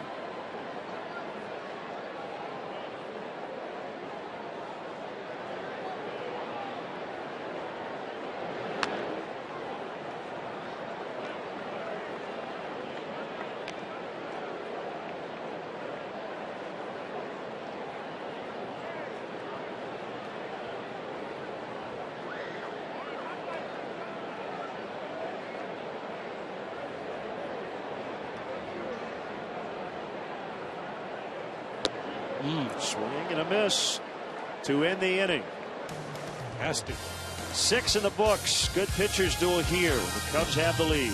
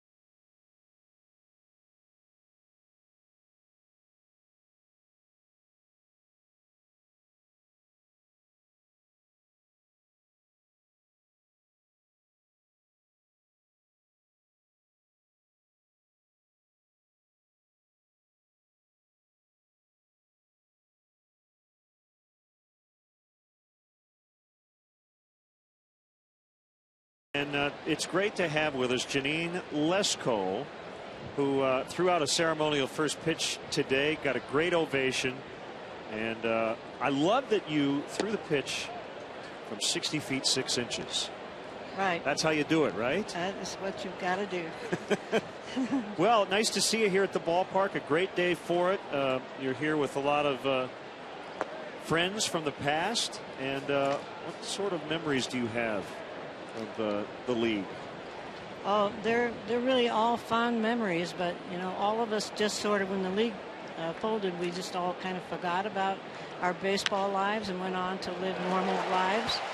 And so when the movie came out, then we certainly got in the limelight, and we've been in the limelight ever since. And a lot of it is due to Major League Baseball inviting us to the fields, and we deeply appreciate their support and our involvement with them. Now, you say you went on to live normal lives. Yes. You played on the LPGA Tour. Well, that was That's a little pretty good different. life. I was a little different. Yeah, I wanted to play professional sports for my occupation, and if it couldn't be baseball, I decided, you know, well, there's not that much difference in the swing. I'll just try golf. So how did the baseball thing, I mean, obviously, you know, knowing the movie, know a little bit of the history, how did you get recruited? Or was it just kind of word of mouth? We're forming this women's professional baseball league. Anybody with a certain skill set, come on in. And the final tryouts were here at Wrigley Field, correct? Do you remember how that all kind of came together for you? Well, that tryout was in 1943, and if you saw the movie, it looks like it was 2 years, but we had a league for 12 years. Mm-hmm. The first person who pitched the first opening pitch there was a 1943 player, and she started in the league. I was in the end of the league in 1953 and 54. So we did not. I had never seen Wrigley Field. You weren't part of the inaugural group. I was not. No, and that was the first tryout. Was in Wrigley Field, but my tryout was in Battle Creek, Michigan. And some little local guy, an older man that was always into baseball, and I was always on the field because I was a bat girl for the town team, said I ought to come and try it. He saw this ad in the local newspaper and said, yeah, you can go up there. You should try out for this. And I said, I didn't even know women were playing baseball. I had not been accepted to play with any men's team because you weren't allowed to do that in my day. But obviously you were a really good athlete. I was a good athlete. So how much were you playing girls baseball, an amateur? Or I mean, how much baseball did you get to play before this came along? None. I practiced. So you played pickup games and played with the... played with the boys out in Sandlot, yes. Yeah. But I had never played in a game. I was, never been trained to do anything. And just watched the boys in high school play baseball and learned from that. And then when I got to tryouts, they wanted me to be a pitcher, which I had never pitched. So I'd never thrown a ball with a batter there. So, it's quite obvious I didn't have much control that first year. All right, we ready to sing, Janine? Here we go. That was top of the seventh. Time for the seventh inning stretch.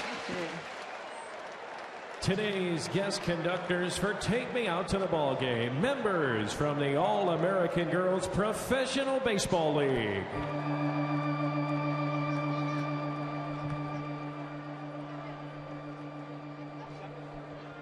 This one's for you, Marlo Hooch. All right, you Cub fans, let the four of us hear you. 1, 2, 3. Take me out to the ball game. Take me out to the crowd. Buy me some peanuts and Cracker Jacks. I don't care if I ever get back, for it's root for the Cubbies.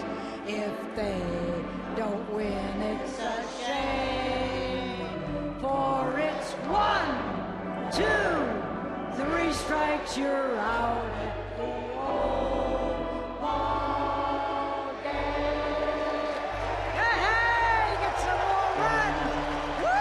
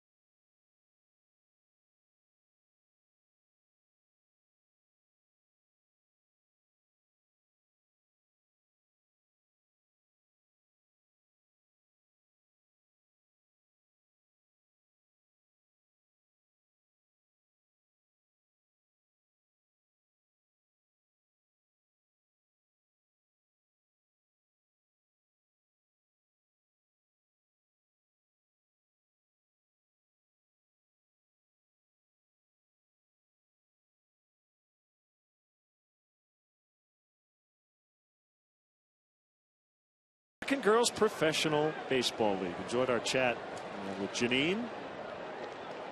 Jason Hamill is racing through this Marlins lineup. And the Cubs bat here in the 7th, ahead 1-0.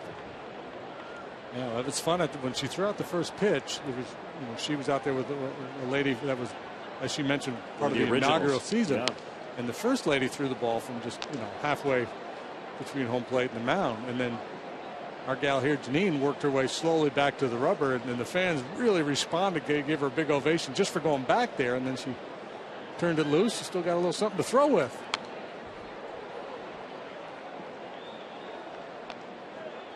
Ball and 2 strikes on Castro.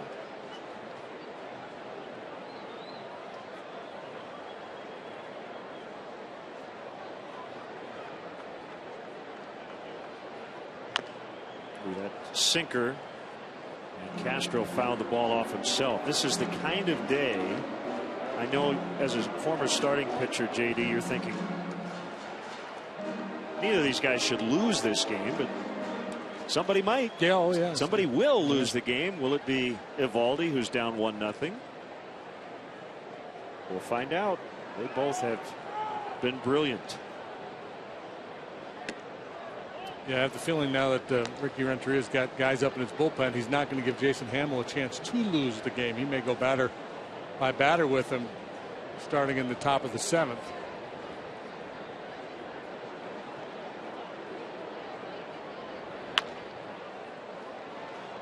Charged by Echeverria. Quick release. Good dig by Jones. I think he can play some shortstop. Yes, he can. He's got quick feet, great range, good arm. Fundamentally solid there. Watch how he stays low throughout this play. That glove low to the ground as he charges that ball. A lot easier to go from low to high when fielding a ground ball than the other way around. Kind of coming in on that one like an anteater. Buena has fouled out and hit a rocket to right that was caught by Stanton in the 5th. Nathan Eovaldi has been very impressive today.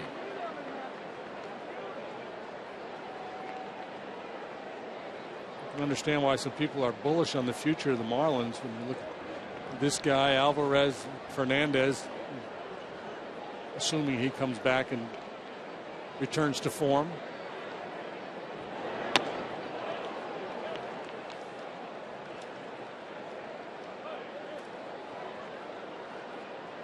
And that was kind of the storyline going into the season. If the Marlins were going to surprise people, it was going to be because of their young pitching leading the way. Led by Fernandez. Yeah, and it's been a completely different script. I mean, pitching's been okay, but the offense has really risen up from dead last in the league in runs scored last year to number 2 in the league this year, trailing only the altitude enhanced Colorado Rockies. I thought I read spring training, Fernandez actually had an ERA goal. Did you see that? I think it was 195. Oh, really? So that's my ERA. Well, it was 244 when he blew out his elbow. He still leads their club in strikeouts. Yeah, very few guys will ever say this is my goal and put a number on it. Right, most guys it's I want to stay healthy, make 34 starts, I want to pitch 200 innings. No, I just want to shut everybody down. Swing and a miss, strike 3.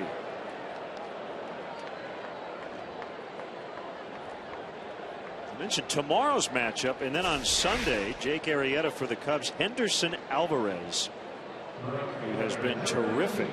3 shutouts already in his first 12 starts. Yeah, and the last time out he threw a shutout. Took 88 pitches to do it.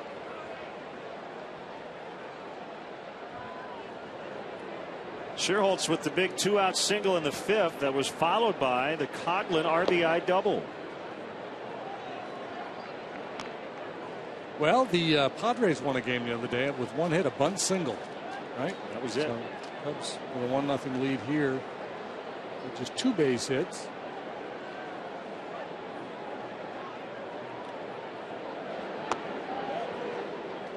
Curveball high, 2-0.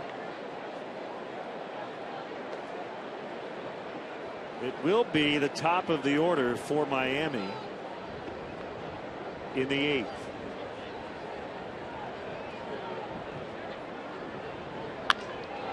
Drilled out to center field. That ball's going to roll for a while.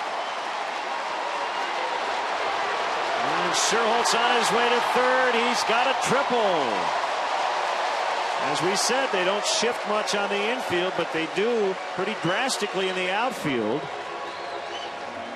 Against a lot of teams, JD, that's a single, but it's a triple here. Well, yeah, and the way they're playing and the fact that they're playing so shallow means there's a long retreat to make to go get this ball. Rarely do you see a triple to straightaway center field here at Wrigley Field. Usually it's got to be down into one of the corners, right field corner in particular.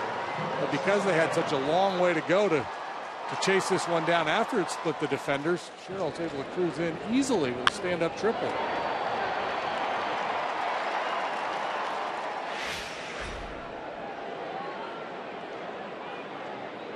See if this combo can do it again.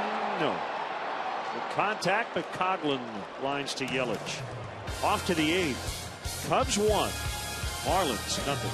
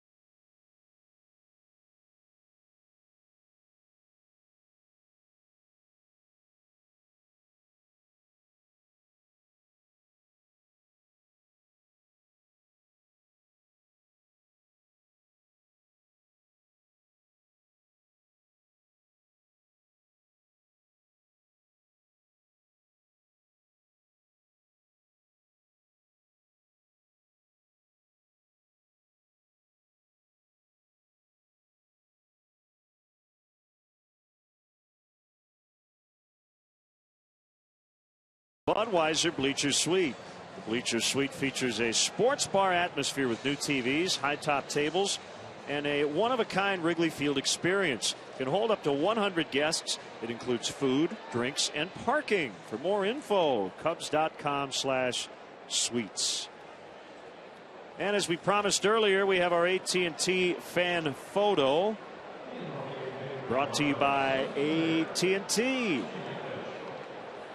That's what baseball's all about. Oh, baby, there you go. Better than steak at the Ritz.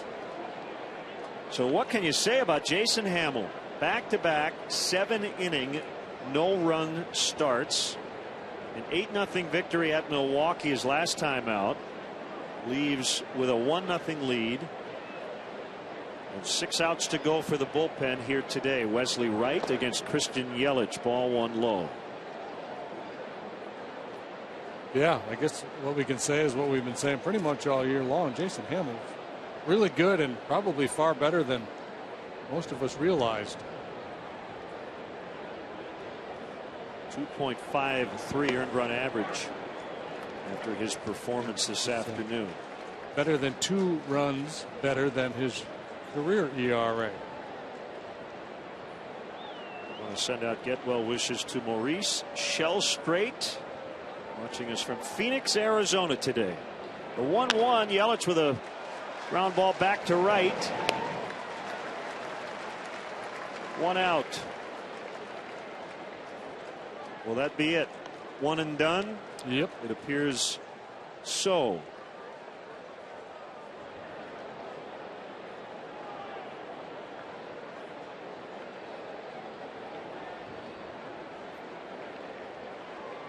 will be Neil Ramirez, who got his first career save last night, pitching in a setup role today. 1-0 Cubs. We'll be back.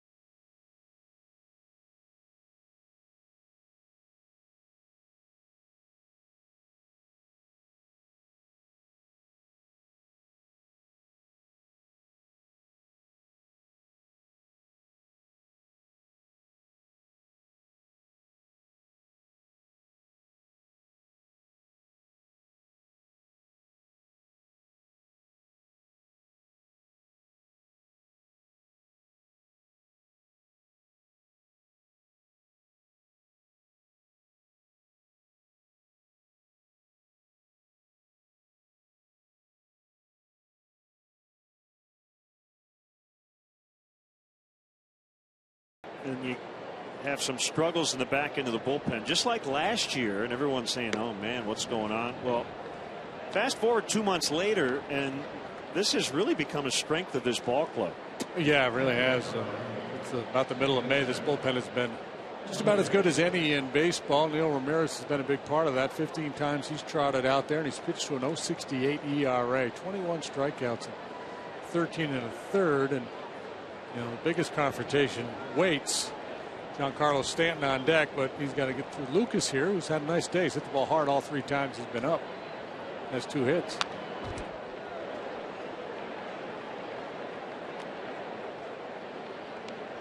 Lucas plays everywhere. He has played all 4 infield positions and both corner spots in the outfield already this season. Started the year on the DL with a fracture in his left hand. He got hit by a pitch in the Marlins' second to last spring training game. 0-2. Ramirez from Virginia Beach, Virginia. Recently turned 25.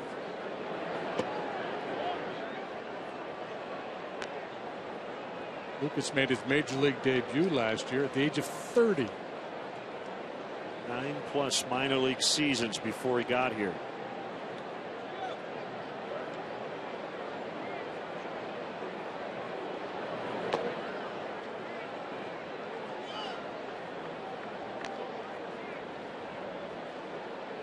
Now he gets about a week's worth of minor league per diem every day.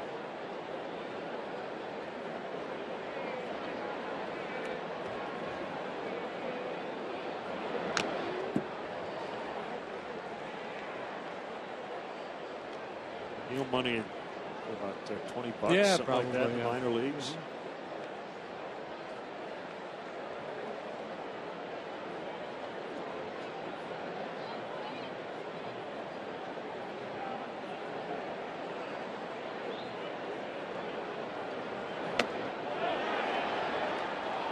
Held, according to Tony Randazzo. Yeah, I can kind of chart my professional baseball career through the meal plan. You start out in low A ball or rookie league and eating in gas stations, then you work your way up to fast food restaurants, and well, the next thing you know, you're a big deal and you're sitting down at Denny's with a menu and a waitress. Full count with Stanton looming on deck. Yes, I will have the moons over my hammy and an extra cup of coffee.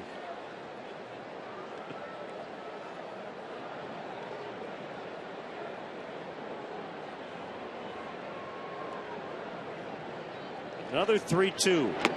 Foul tip, strike 3.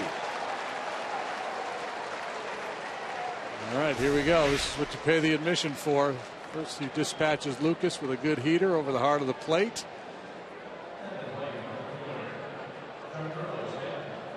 If not the most dangerous hitter in the league. A guy who's certainly in the top 3. Giancarlo Stanton in a 1-run game with a power arm on the mound. This is good stuff. The pitch to Stanton misses.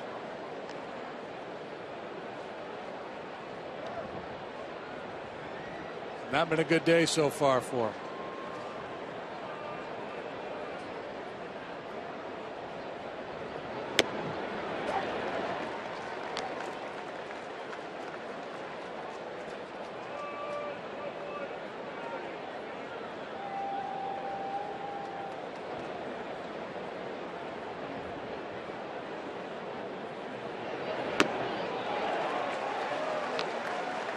One and two. Staying away from the big guy.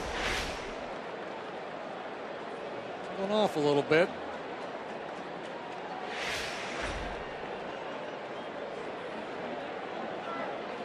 Here it comes. Swing and a miss on the slider.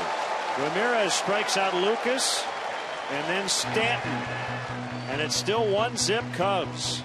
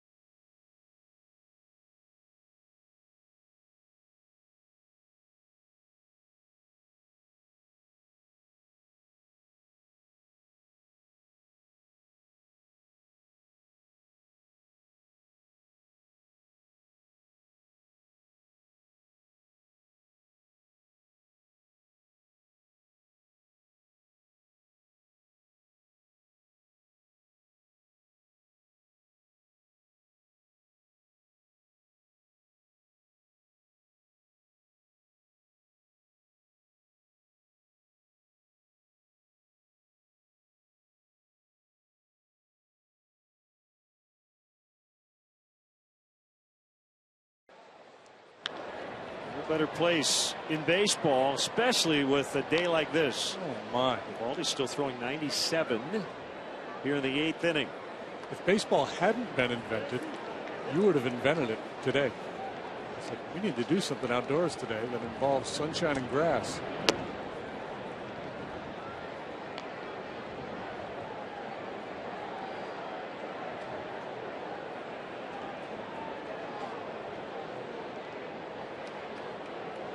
Well, this is kind of who he's been as a pitcher.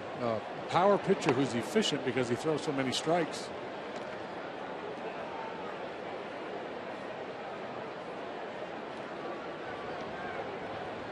Dan Jennings is a lefty. Brian Morris, recently acquired from Pittsburgh, is a right-hander. 98 that time. Eovaldi is emptying the tank here. He's got some gas left.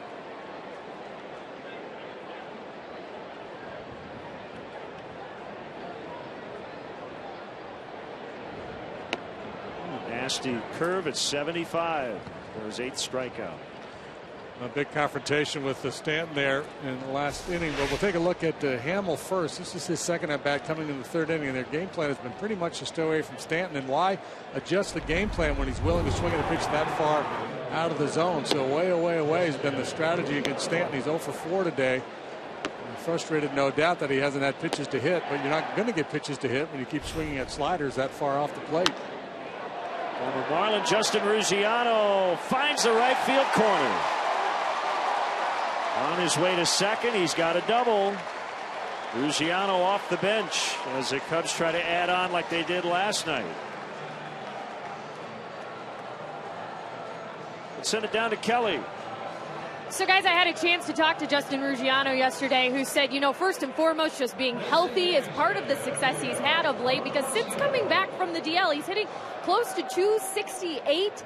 And he said another thing has been the routine he's worked out with hitting coach Bill Miller. And they've just been able to make sure when he's at the plate, he is relaxing, hitting through the ball. And he also said, hey, when you've been around a while in the league, had some success, philosophically, it's always a challenge with a new hitting coach. And he said, so you got to find what works for you. And he seems to have found that routine as of late.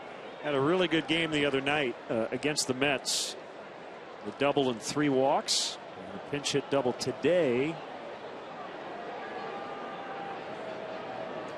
Yeah, and that's a good point. You know, and Bill Miller talks a lot about bat length, staying through the zone, hitting through the ball. I think you talk about in any sport, whether it's tennis, golf, anytime you're striking the ball. Oh, forgot to make a play. I thought he had a play at first, but once he looked at second after knocking it down, I think he thought he would not have a play on Bonifacio. So everybody's safe, first and second. Yeah, a bit of a brain cramp here on Eovaldi. I mean, because he has plenty of time once he picks this ball up to just go ahead and turn and fire that ball to first base. Might have been close, but I think they would have had him. It was not Ruggiano's intent to distract Eovaldi there, but that's precisely what happened.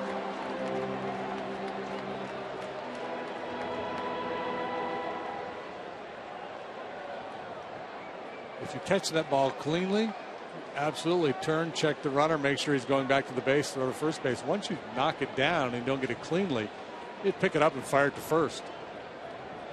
Bonifacio credited with an infield single. And it brings up Lake. We did provide that late insurance on the triple last night. Tried to score on an overthrow and was gunned down at the plate.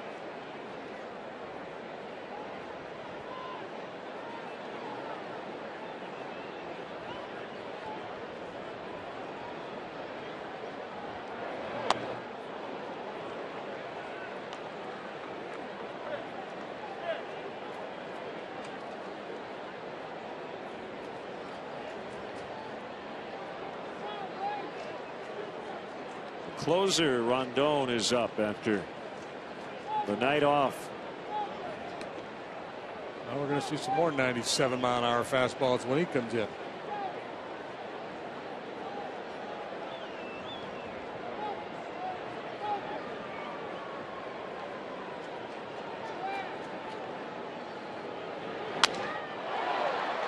Knocked down by Jones. He will get the out at second. First and third with 2 outs.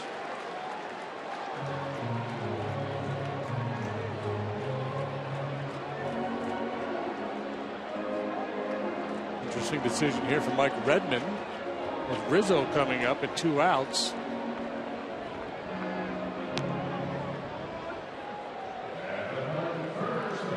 Pressey plays down on the corner. First and third for Rizzo. If it's second and third, I'm guessing there's no doubt they just put him on.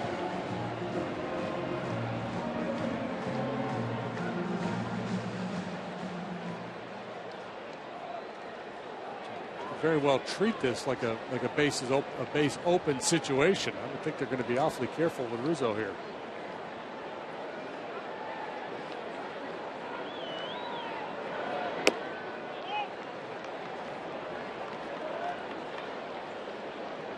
Throw a couple to see if he's willing to expand his zone, and then if they fall behind 2-0, go ahead and put him on at that point. So if they're in pitch around mode, they're more likely to bounce one. You got to be aware of that if you're Justin Ruggiano down there at third.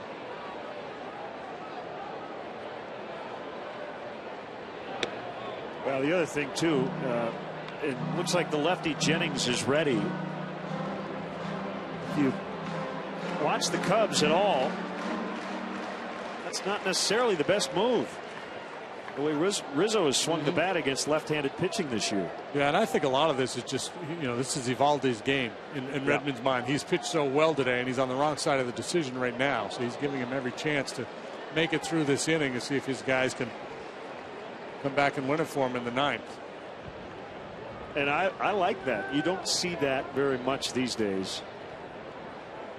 He could get an 8-inning complete game when it's all said and done.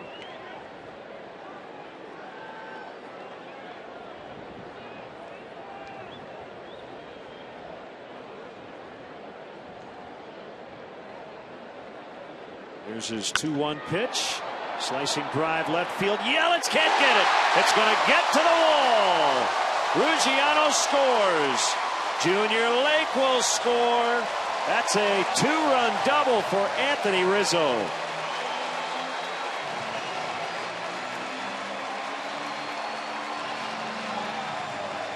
Double number 6 for Anthony Rizzo. A big one. Drives in 2. Evaldi catches a lot of plate with that 95-mile-an-hour fastball. Rizzo pings it the other way. Bad break by Yelich out there and left. Not an easy play, but he got a late break on it. See it here. Actually takes a step, maybe a step and a half in before realizing, nah, that's not going to work.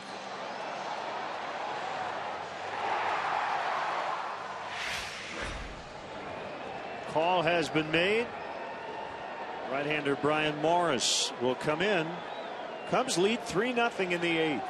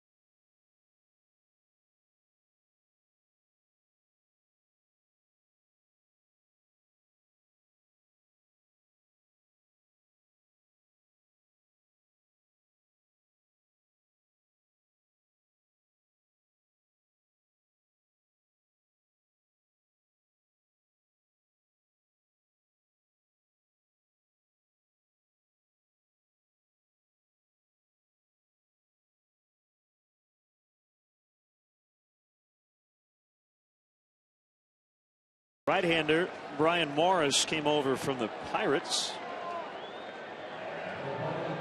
5 days ago. 22 games overall, 4-0 with a 351 earned run average. He was acquired for the 39th overall pick in the draft last night. He's a hard thrower. Not quite what we've seen with Evaldi, but he can light it up as well. Gets away and allows Rizzo to get to third.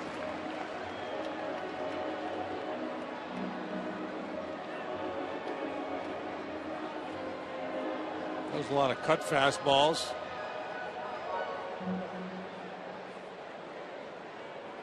Mathis a good defender, but that wasn't his best effort back there on that one.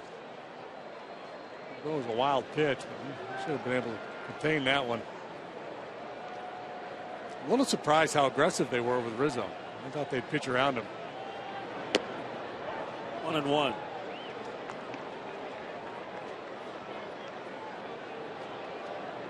Morris made his Marlins debut on Wednesday with 2 scoreless innings.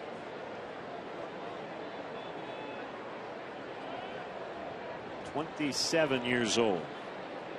The kick, the pitch, 2-1. Schlitter up. I would imagine if this one gets more out of hand, it would be Schlitter to start the 9th instead of the closer, Rondon. That magic number, the save situation goes away.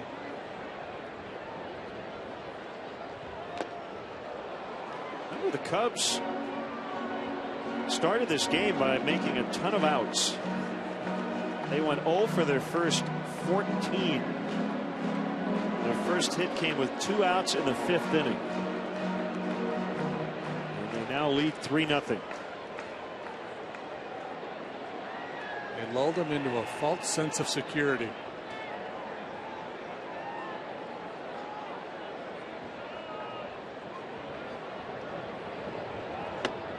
Swing and a miss, strike 3, which will take us to the 9th. It'll be Rondon with a 3-run lead when we return.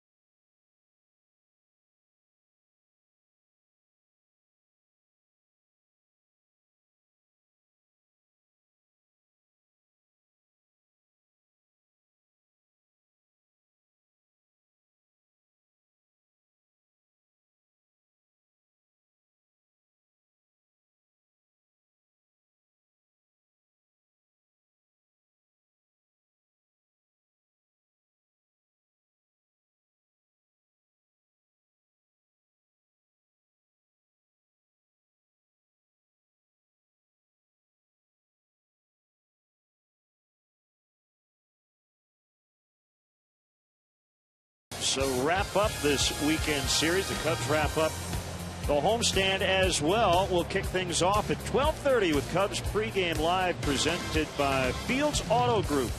Marlins and Cubs Sunday at 12:30 on CSN. In celebration of Wrigley Field's 100th season, the Cubs and MasterCard have partnered to offer a limited number of MasterCard Century seats for every game. During this 2014 regular campaign, fans can use their MasterCard to purchase Upper Deck box tickets for $19.14. For more information or to make your purchase, visit Cubs.com/Century Seats.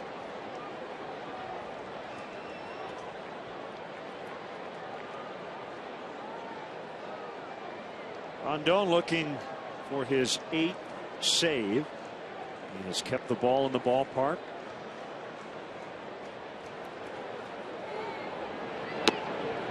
Fastball splits the plate on McGee. And 96 with a little run. Jones and Ozuna to follow. 3-0. Cubs tacking on late like they did last night. That one feathered just over the outstretched arm of Bonifacio for a leadoff single.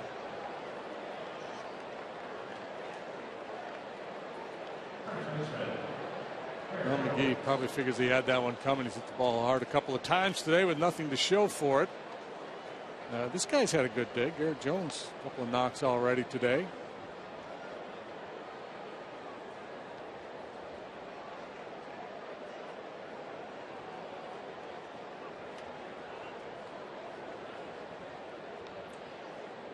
Well, you got a pack now here in the next 2 days. We're back to the road. Monday, Pittsburgh, Philadelphia, Miami. It's a long stretch. Boy, that's why it's good to see the Cubs play well here at home.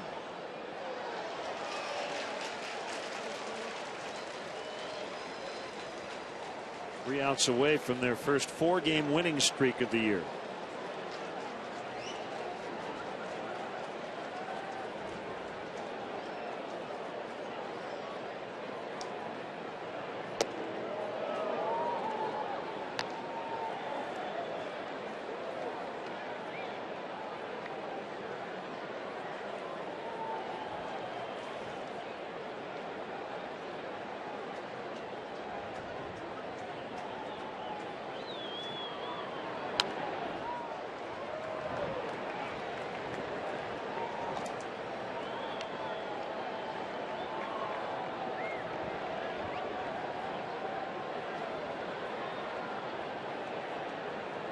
Ball and 2 strikes. Rizzo playing behind McGee. His run doesn't matter.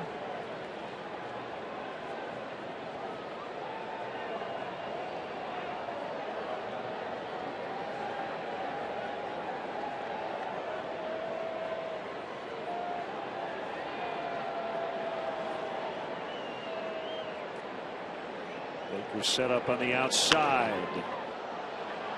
And another bloop single.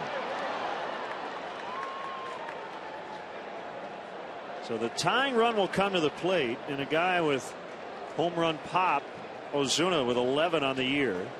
He'll bat with runners at first and second and nobody out. The one save Rondon blew, I seem to recall a couple of hits like that. Yeah, I was on the same exact thought. He's been so solid. The only time he's really given anything up was a game just, well, an inning that started just like this. Soft contact. Hoping for a different result today.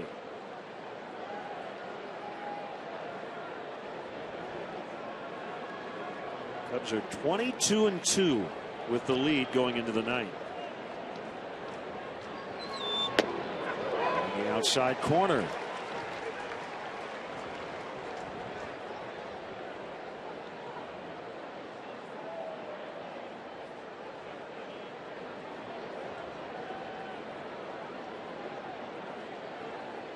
So the shadow of the grandstand has just about covered the mound. Wide try. that time, 1-1.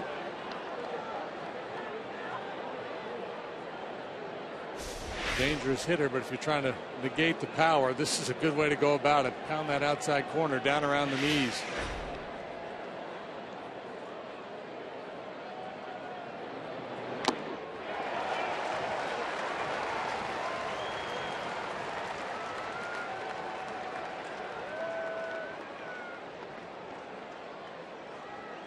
That was a good miss right there.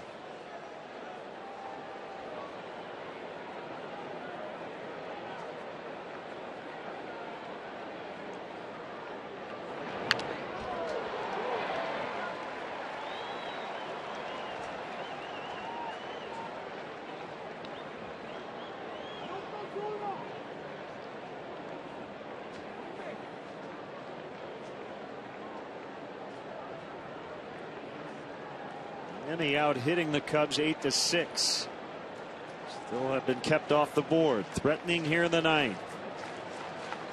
They're 1-2. Swing and a miss. Strike 3 on the breaking ball. So Ozuna with a hit today, but also 3 strikeouts. Well, look at the pitch sequence. That one got away from him up and in, but everything else away and down, and then the slider on the plate, but well below the knees. Out there where the hitter can see it, tantalize him a little bit, but breaking way down out of the strike zone.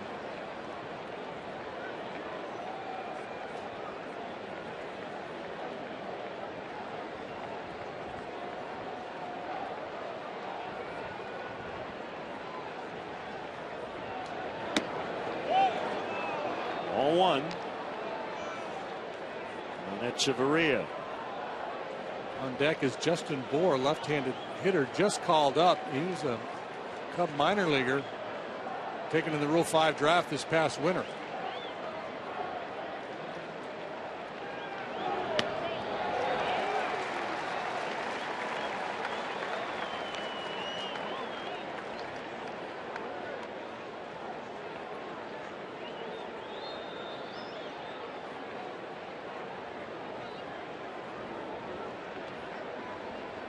Rondon has his sign. Here comes the 1-1.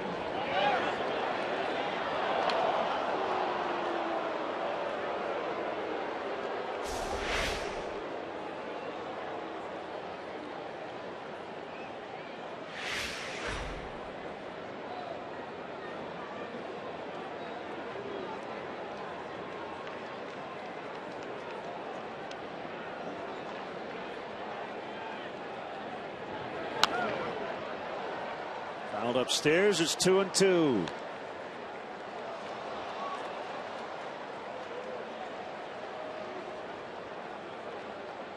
Rondon had the day off yesterday. Neil Ramirez came in and got the save.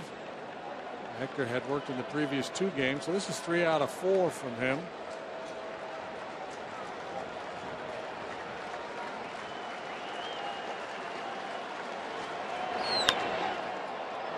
Another ball that will land in the outfield. Everybody's going to be safe. Unbelievable. 3 hits by the Marlins in this inning. And they've all been hit with pitching wedges.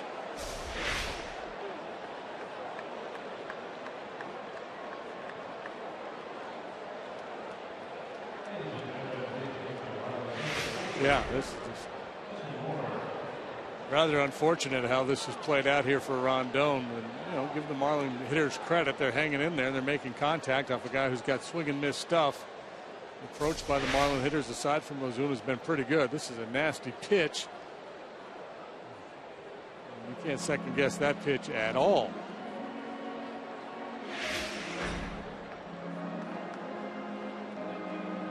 Gary Presti, now he's playing a little lean on me. Spazio out there to talk to his pitcher. He probably should be playing Roberta Flack, killing me softly. Yeah, that's what it's been.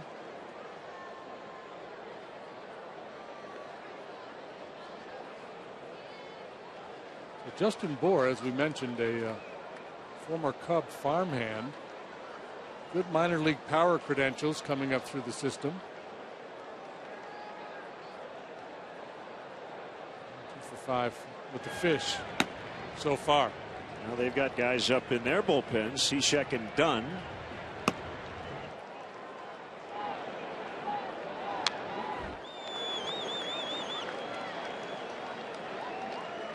Bour hit 18 home runs last year at Double-A, 17 the year before, also at Double-A, 23 in A-ball at Daytona in 2011. That's a tough home run league. Hit a lot of home runs in the Florida State League.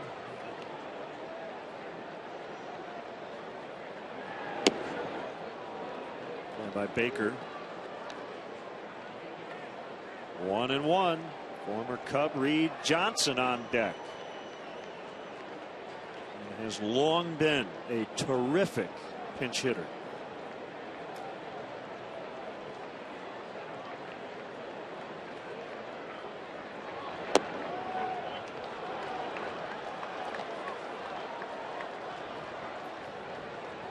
Crowd getting a little antsy here. Well, I would suspect that part of the message from Chris Spazio is, hey, look, don't start to second guess your stuff here. You're making really good pitches. You're getting all kinds of weak contact. Don't let that change your approach. Low. 3-1. Well, this is a big pitch for him. If you walk in a run, now all of a sudden the tying run is in scoring position. You got a challenge. The numbers down at AAA. So yeah, just a good, outer third. Try to keep it down. Swing and a miss. Tried to go there, cut back on him a little bit. But that's the beauty when you throw as hard as Rondon does. You can get away with missing your spot. Bour is trying to hit that one into the lake.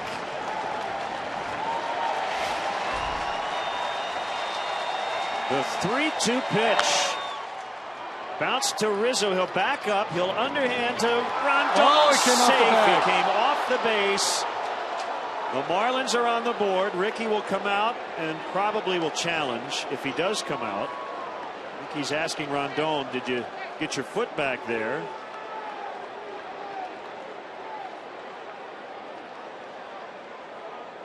he's gonna ask for the challenge before instead of just going out there and might as well giving you time. Yeah, this is such an important play. You know, in one of those deals where if he doesn't reach back for it, he might get the call.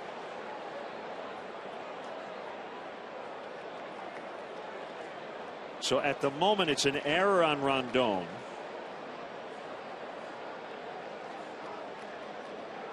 Wow, that's close.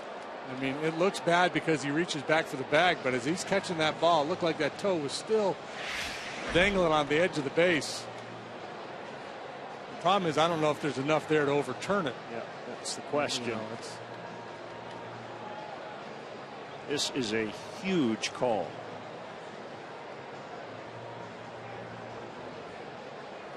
Now, no matter what, it's a 2-run ball game, and they will have 2 in scoring position. Well, right there, though, is the ball technically in the glove. Talk about the ball being in the back of the glove, and a lot of times what they're looking for is the glove closed around the baseball. And we can go frame by frame here. Yeah, but is the toe still on the bag? That's going to be very tough. Can anybody looking at that tell whether the toe's on the bag or not?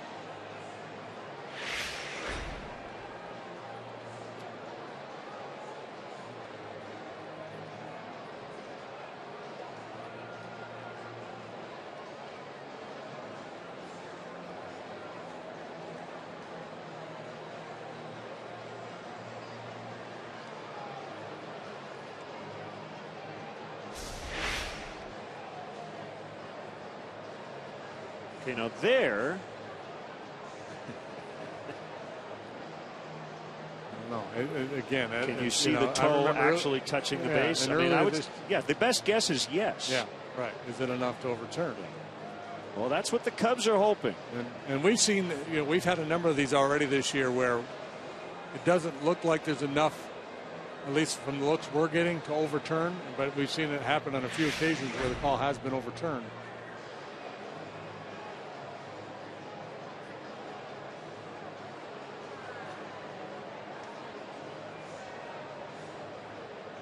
Now we're able to manipulate the video.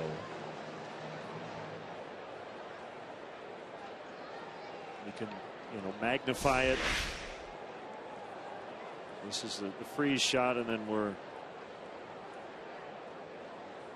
and again, that's tough. Yeah. Because you see a blue toe of a shoe. He's out. So they did reverse it.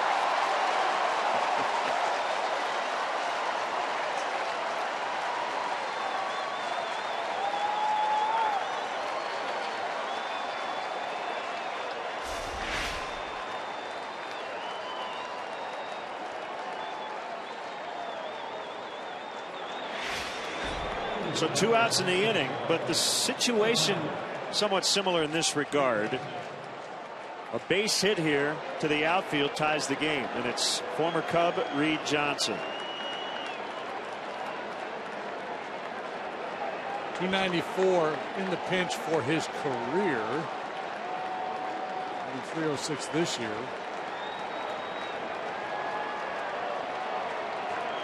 Here we go.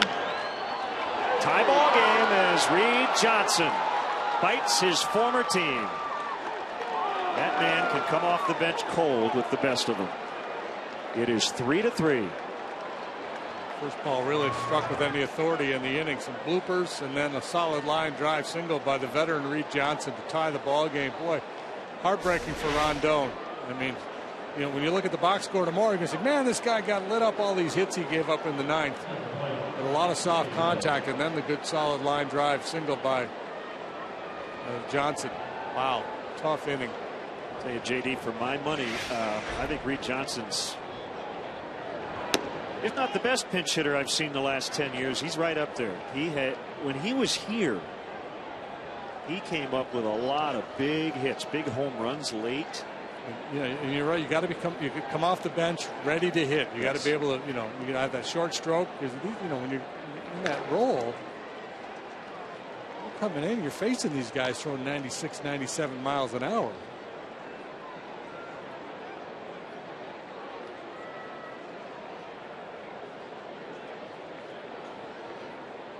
See Nate Sherholtz on that list, along with another former Cub, Scott Hairston. Now you may see Mike Redmond get a little aggressive here on the bases now that they've already tied it.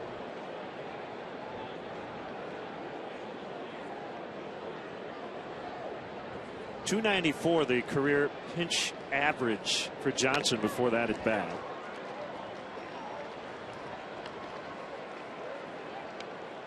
Which is off the charts good. You know, a lot of hitters say it's the toughest job in baseball. A lot of guys that play every day, when they're relegated to a bench role for a day or two, they say they're overmatched when called upon to pinch hit.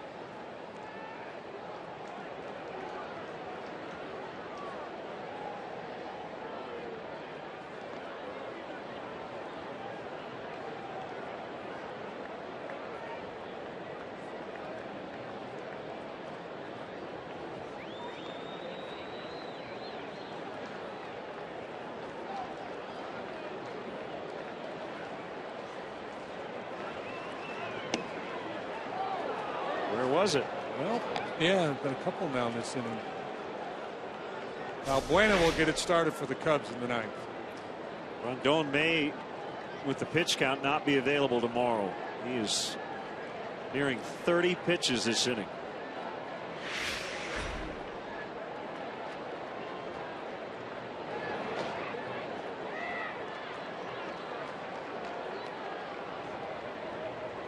Johnson, no steals this year. He has not tried.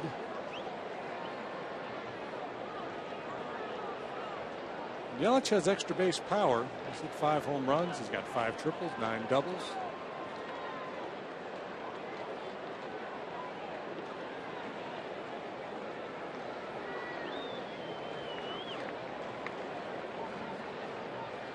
Runner goes on the 3-2, and Yelich hits it foul.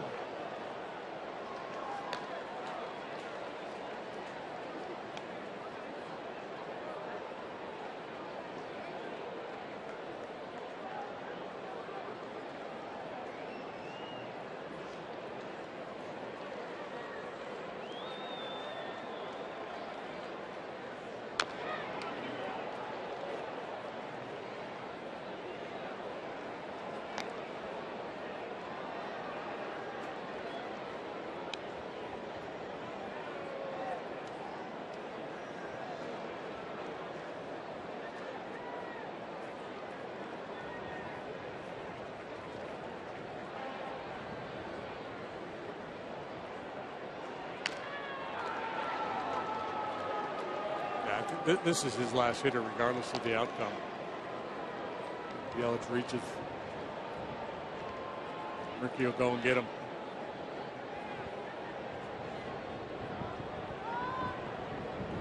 Schlitter chatting with the bullpen coach, Lester Strode.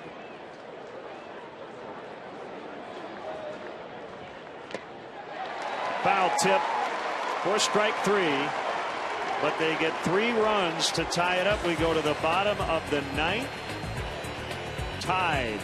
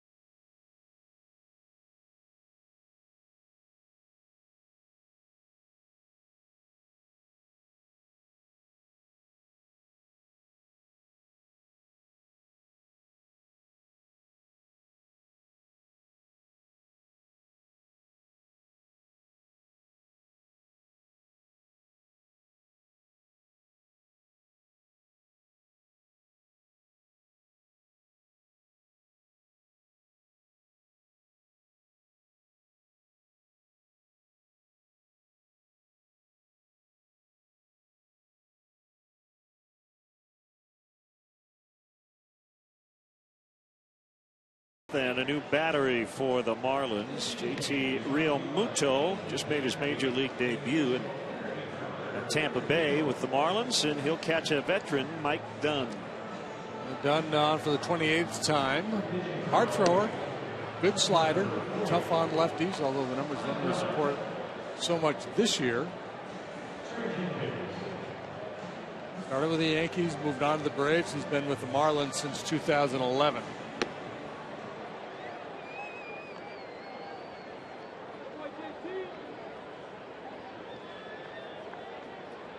Valbuena, Sherholtz, Coghlan, Dew, all left-handed hitters.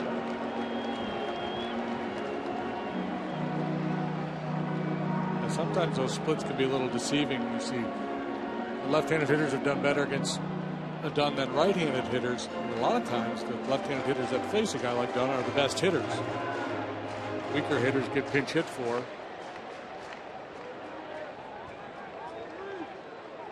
He's given up just 2 earned runs over his last 15 innings of work. And Valbuena with a hard bunt to first. Jones sliding to the base. Beats him. Good idea, just a little too hard. Yeah, a little too hard. Maybe out towards second base a little bit more. He gets himself a base hit, but Jones to make a good play. It was close, but they got him.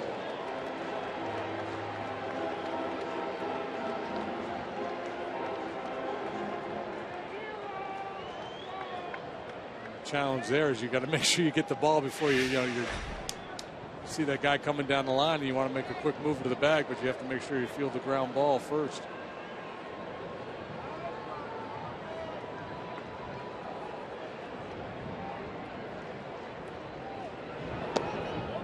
So their outfield alignment we've been talking about all day, and it's even more extreme now with the lefty Dunn on the mound. And look at all the room they're giving Nate on the pull side in the right field corner.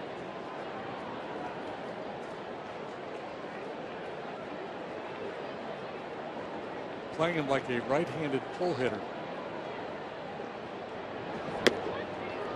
Hits one in that corner, he could moonwalk to third base. I would not suggest no, it. No. Jay Ramos, right-hander.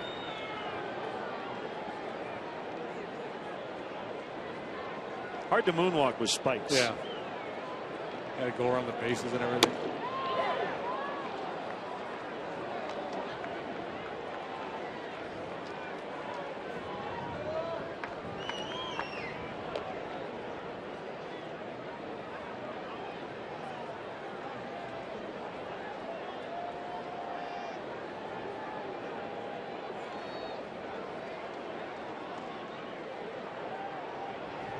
Comes a 1-2 pitch. It's low.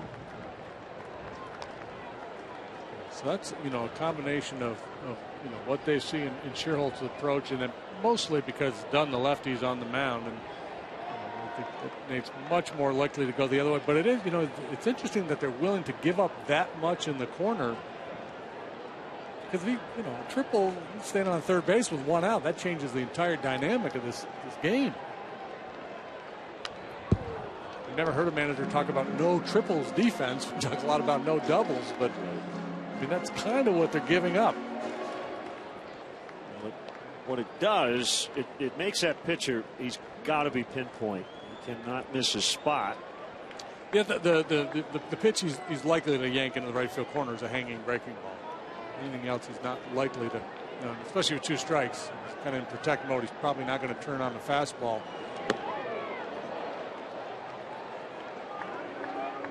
That was a heck of a pitching stick ball right there. That bounced into the strike zone. He's Tuesday off. Rice, more of a soft tosser. But that would work just fine here.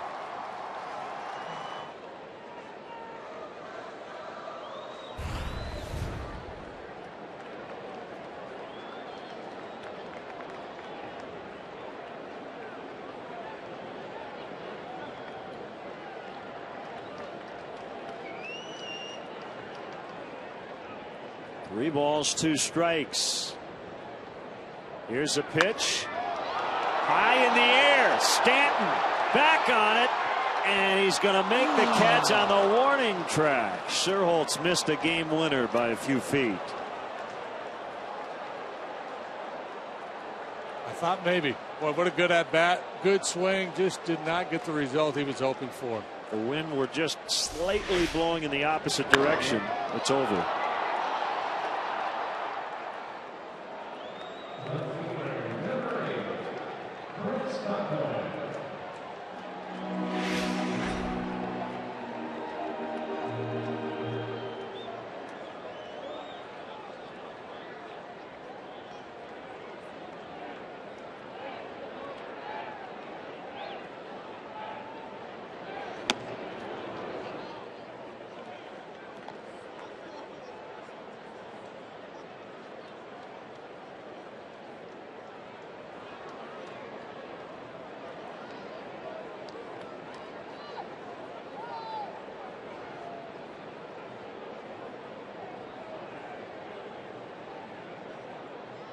Strike to Coughlin.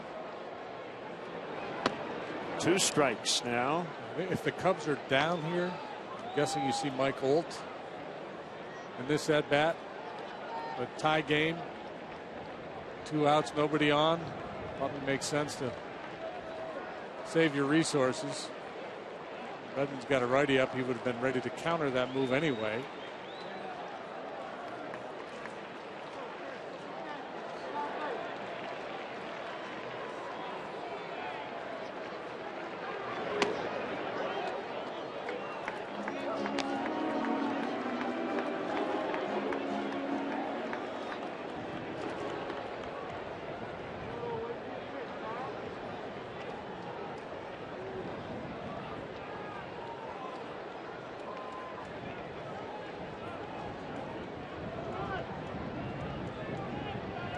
Duns 1-2.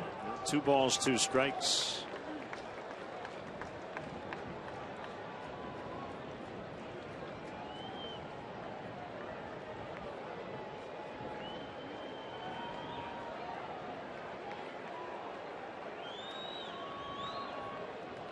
You were somewhat prescient early in the ball game when you said neither of these starters deserve to lose.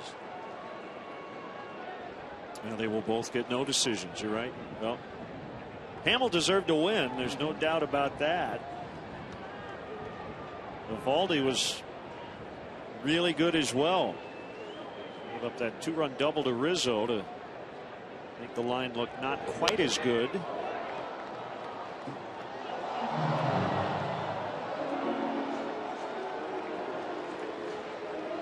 Yeah, it's interesting. We're in a tie ball game. The Cubs obviously in their home ballpark, but I guarantee you the feeling in that visitors dugout is a heck of a lot better than on the home side right now. This felt an awful lot like a win as the top half of the 9th inning started. So you have to kind of get over that. You got to move on.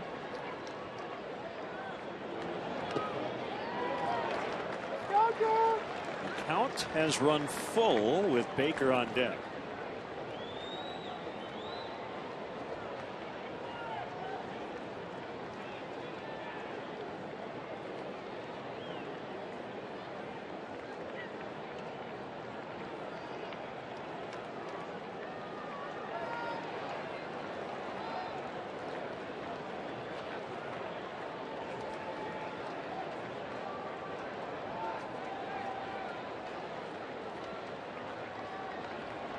The 3-2 inside, might have even hit him. It didn't.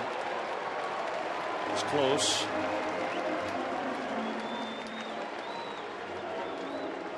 A 2-out base runner, and Baker will be pulled back. And it will be Mike Holt.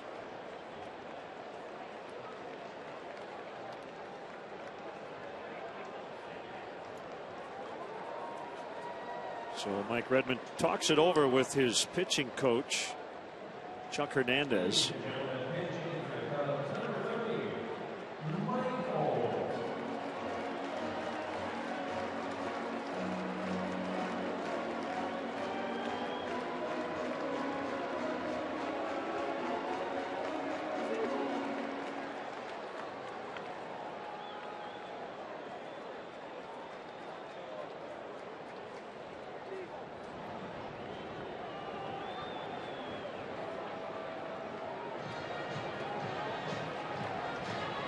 So it'll be the right-hander Ramos to face the pinch hitter Alt. Tie ball game in the bottom of the ninth.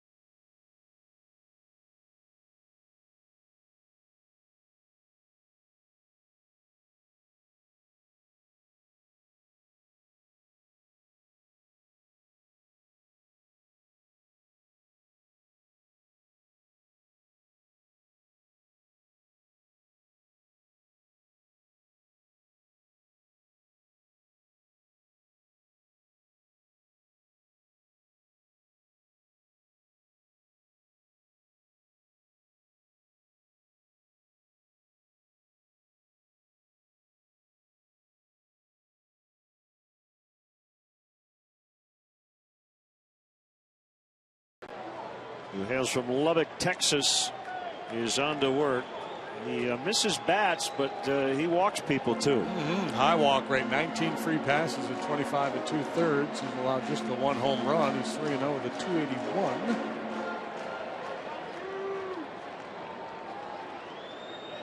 Mike Holt swings and misses a lot, but when he makes contact, it goes a long way.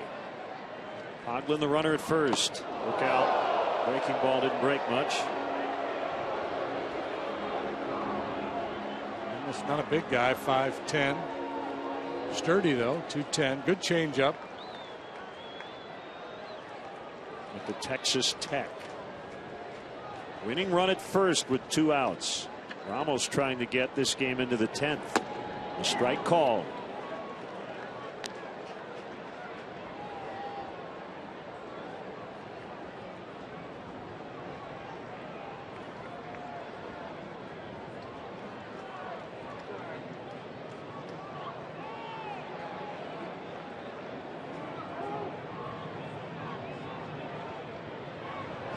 The 1-1. It's 1-2.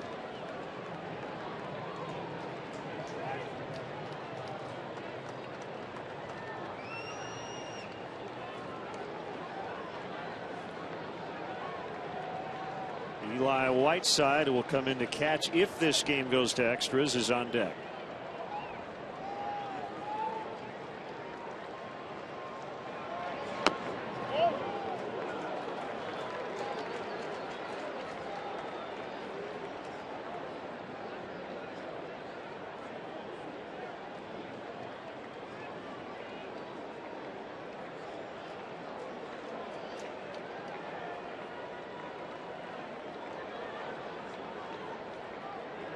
Pitch, swing and a miss, and we will head to the 10th in a 3-3 tie.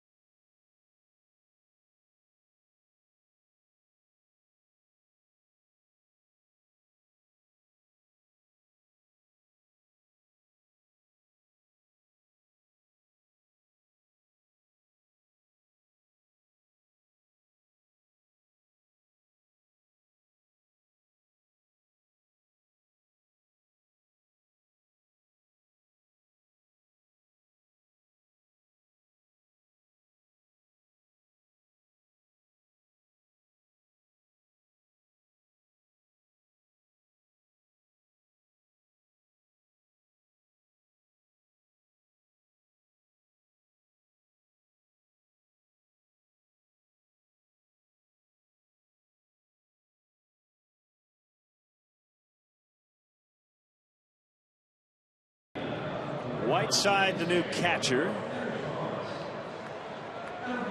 Schlitter is the new pitcher. Ryan has worked 25 times, and he's been really, really good, especially here of late. He's not allowed to run in his last 13 in the third innings worked. The longest scoreless streak by a Cub reliever this year. Since his recall on April 26th, he has an ERA of 0.86. Remember, he started the year with the club, was sent out, and then recalled. Cubs have lost their last 4 home extra inning affairs. Try to turn that around here today.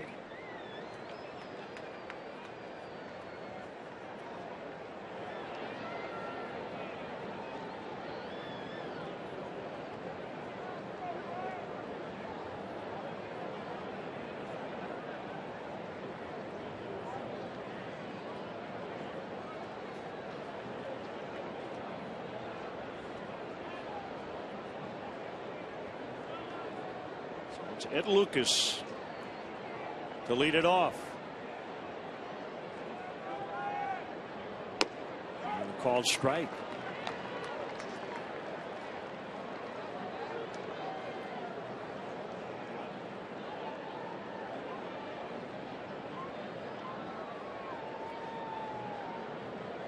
On the stretch, and that sinker was way too low.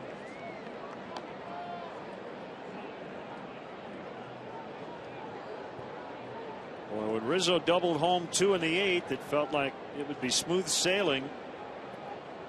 Some blue pits off Hector Rondon, and then a big pinch hit 2-run single by Reed Johnson with 2 outs tied it up.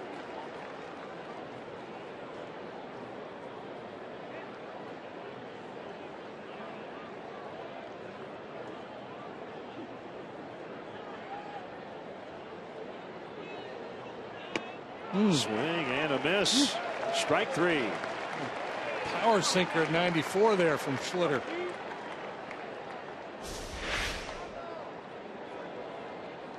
Moving on the edges, this one on the plate, but down around the knees. Wants a little late movement down. So this is interesting because Stanton has been just staying away from all day. He's 0 for 4. He struck out twice. He's been chasing sliders off the plate. If Schlitter can execute that pitch as well as the sinker.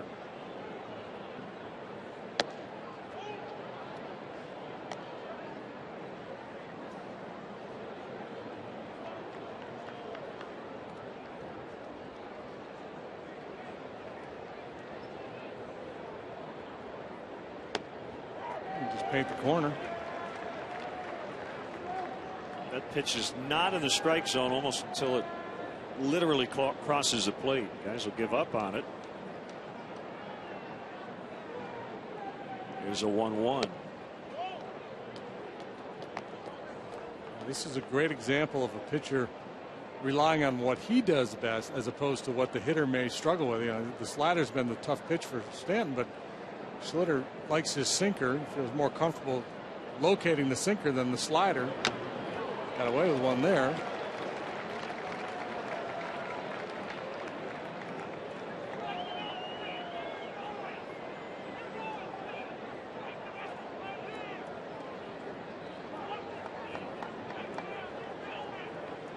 Stay away from the pitch you're most likely to make a mistake with when facing a guy like Stanton. How about that? He just takes his walk back to the dugout. Well, and that was, you know, the good work they did against him earlier with the slider really set that up. He was convinced that he was going to see a slider off the plate here, and this fastball is right down the middle.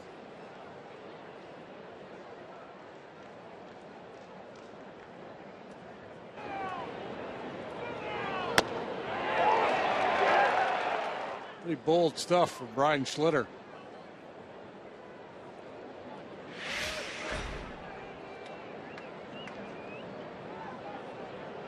McGee with 2 outs and nobody on. Called strike.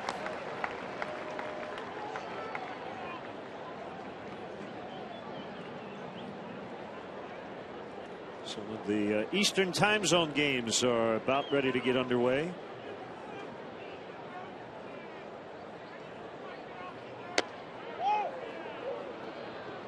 Brewers and Pirates, Red Sox and Tigers. The Cardinals are in Toronto tonight. That's right, you guys in the clubhouse. Turn the TVs off. Get out there in the dugout. Cheer on your teammates. All you starting pitchers. You know who you are in there drinking coffee, hanging out with the clubby. Get out there for the anthem.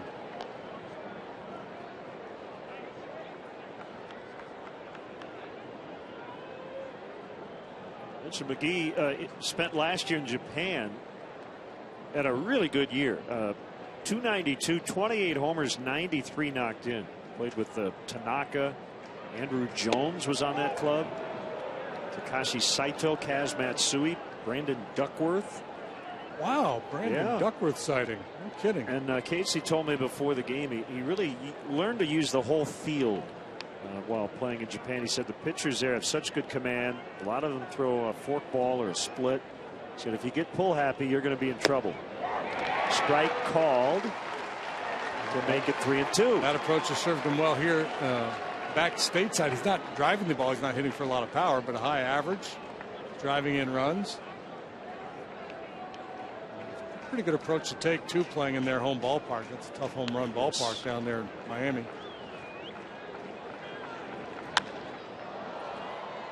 Sherholtz running over. He lays out. He caught it. He caught it. And the inning is over. Mike Redmond may come out. We're going to hold it here just for a second. It looked like Nate had it in his glove the whole time.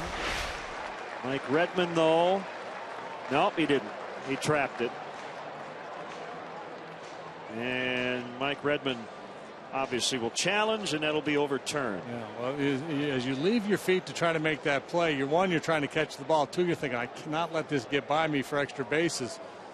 And he turns his glove over there in an attempt to make sure that doesn't happen. I think we'll see it here. Bounce just before he got there. Heck of a play, but we will play on here in the top of the 10th. This shouldn't take more than about 30 seconds. Yeah.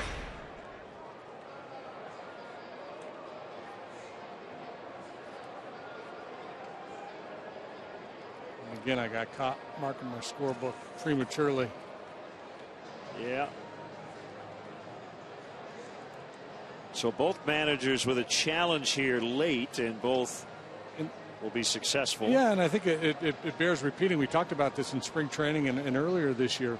Umpires, for the most part, I think really like replay for this reason right here. This is a play that, you know, if it stands, it's going to be all over the highlight shows later on tonight, and he's going to have egg on his face that he missed his call. Who knows? It may have, you know, proved to be a critical play in this ball game. Now they get a chance to review it. They get it right, and we go on.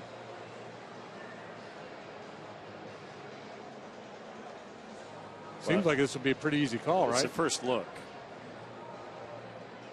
Grass, glove.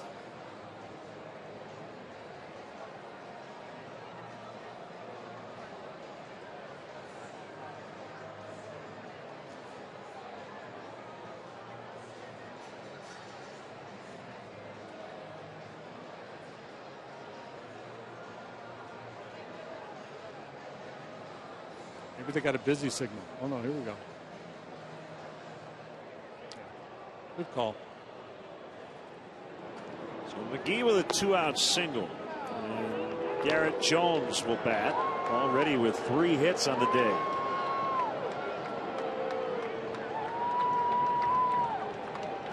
Minute 35.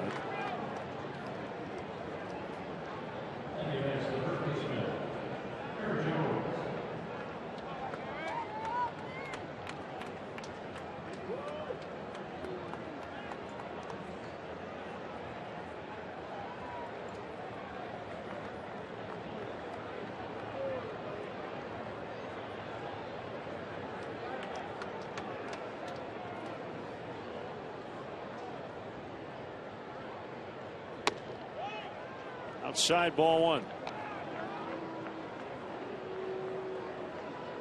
Shift on for Jones. Bonifacio as deep as a second baseman will play.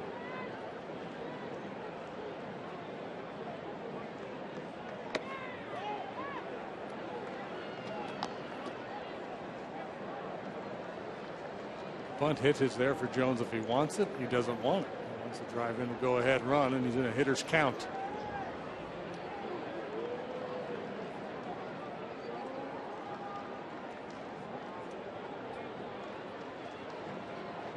The 2-0 pitch in on the hands. 3-0. Ozuna waits on deck. The closer, Cishek, if the Marlins get a lead.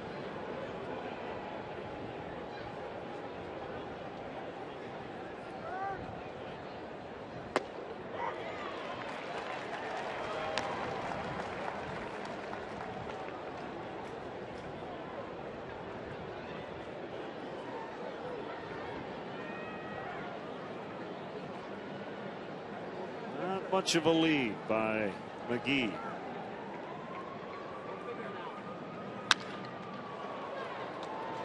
Third baseman Valbuena. That'll go 5-3. Even though he pulled the ball on the ground. Bottom of the 10th. 3-3.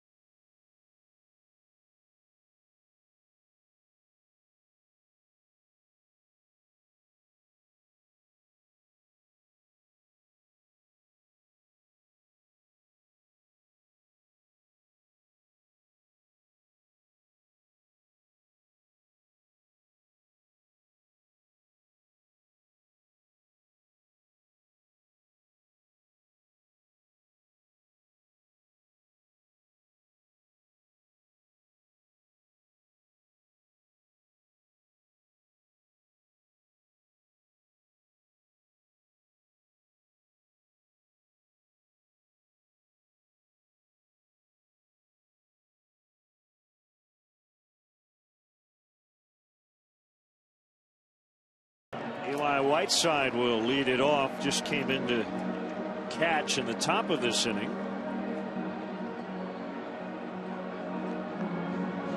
Ramos struck out the pinch hitter Mike Alt to end regulation.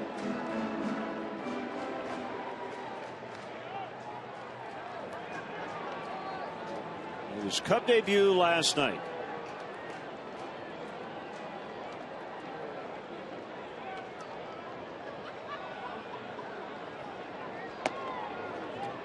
Willing to take one for the team. Wind has freshened a bit.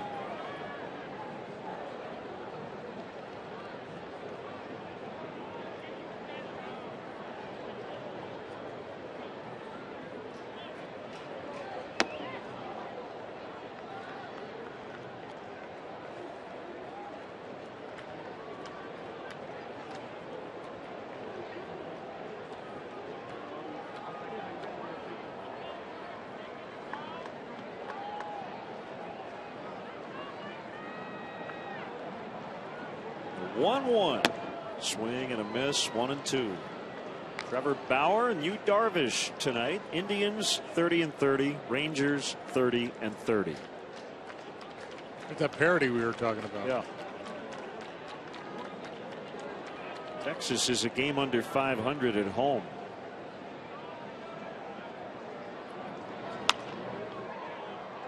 Foul pop up. No play for Jones. The Braves are certainly rooting for the Cubs to win this game.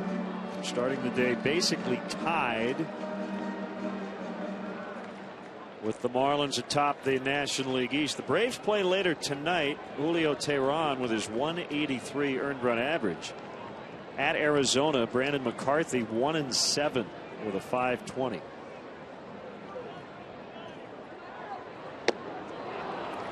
Strike 3 swinging. Ramos has faced 2 and has fanned both. Of the 30 major league teams, 16 are plus or minus 4 games of 500. The teams just hovering around that 30 and 31 mark, 32 and 28. In the case of the Marlins and the Braves, that's good enough for first place in the NL East.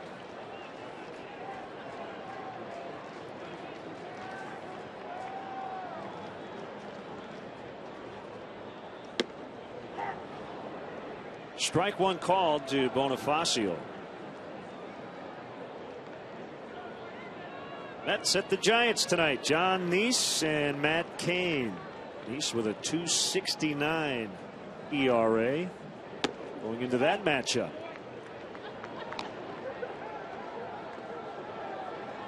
His first start for Cain in a while, isn't it? I believe it is. Yeah.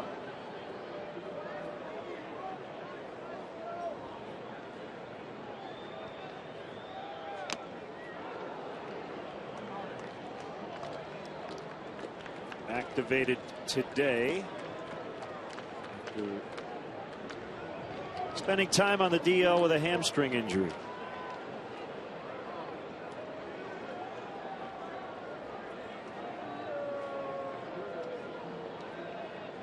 Ramos with a 1-2 and a fly to left. Yelich over. He's got it.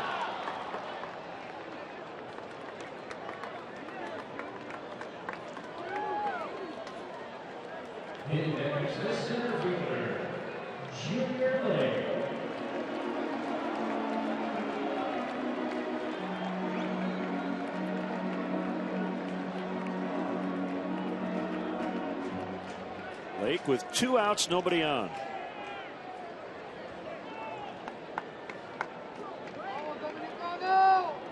A's with a 1-0 lead at Baltimore. We'll go to the bottom of the first, just underway. Josh Donaldson with his 17th home run.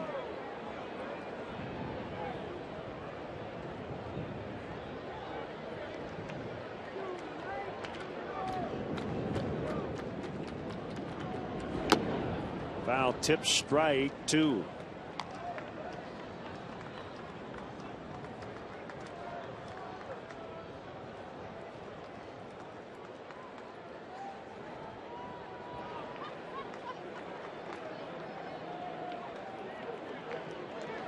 Slider and Lake couldn't hold up.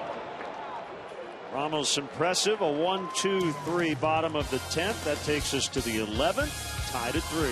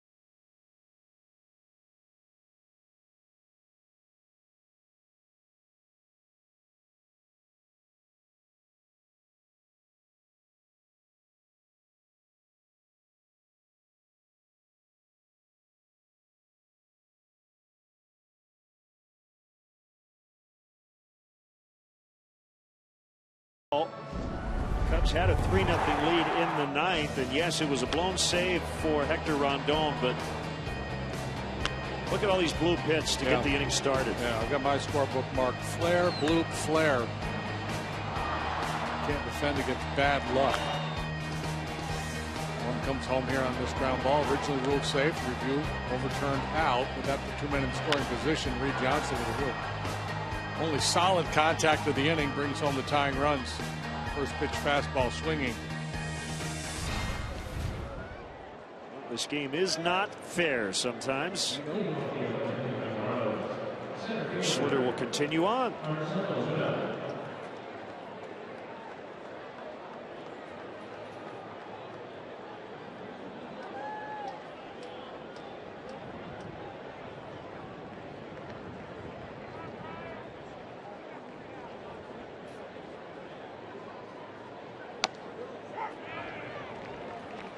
Oh, 0-1 on Ozuna.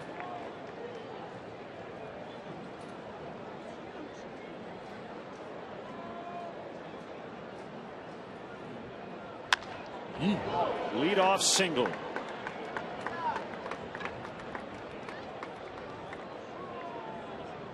That ball was hammered. How's Mike Redmond going to play it here?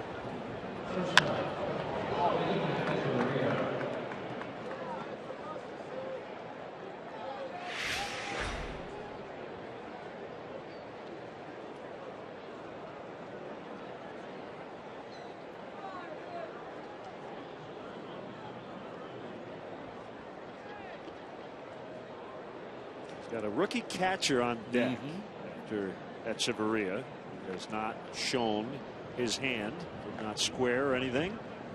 In the pitcher's spot. A couple right-handed bats left on the bench.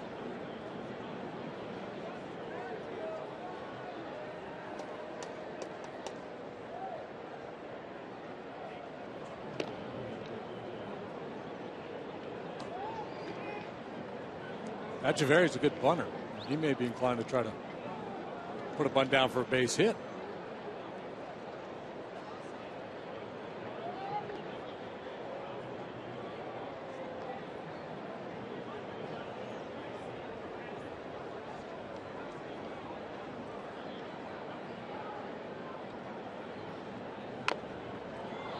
That is a. Did he touch it? No, he didn't. Like Whiteside tried to get that ball while it was fair, and then it kicked foul. This thing spins back like a Ron Coomer 9-iron. Much of spin on this one, and good thing he didn't touch it.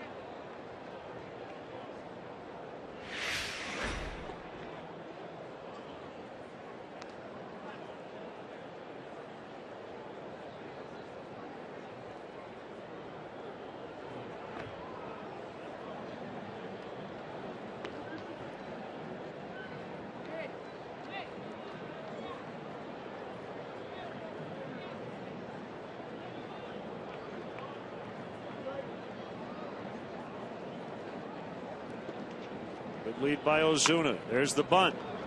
And he plays first. Goes 1-3 on the sacrifice.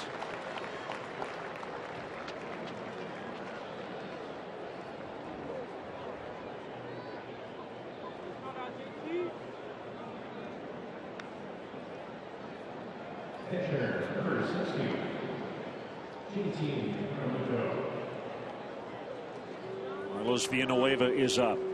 Second inning of work for Schlitter.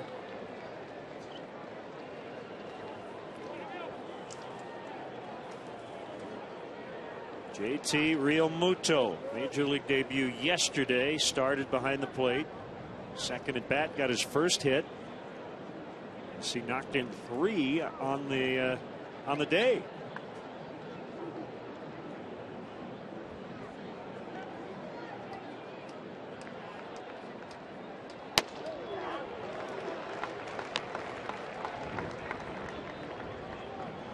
Numbers at Double-A Jacksonville, solid.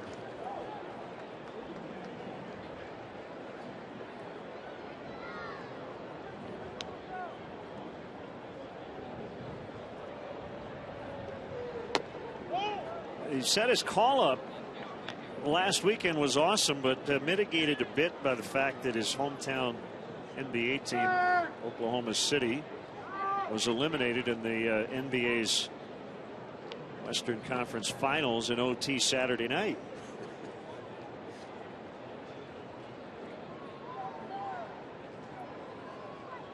Pause before the 1-1, a swing and a miss. Now he was ranked second in the Southern League in slugging percentage behind Chris Bryant before his call up at .503, but I think Bryant was like almost 200 points better.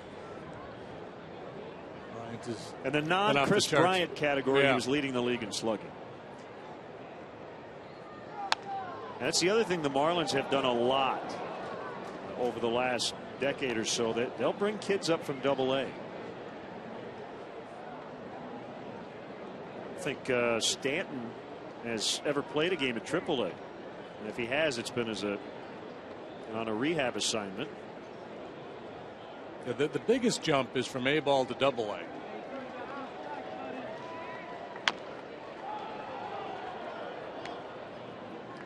Yeah, Giancarlo Stanton has never played a game at the Triple-A level.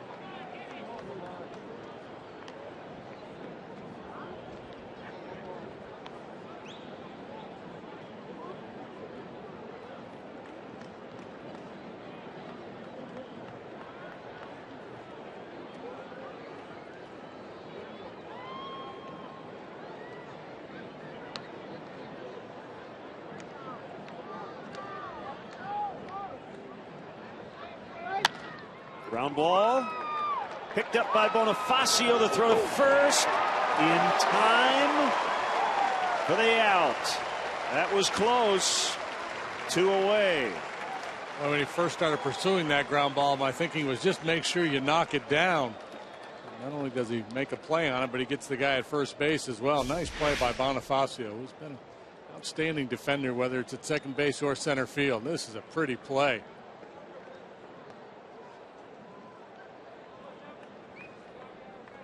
Backhanded pick by Rizzo. Good call.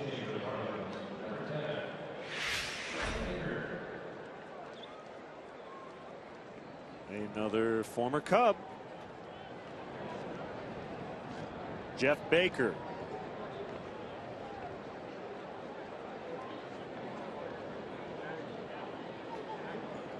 So this will leave Mike Redmond with just one position player available now, Donovan Solano.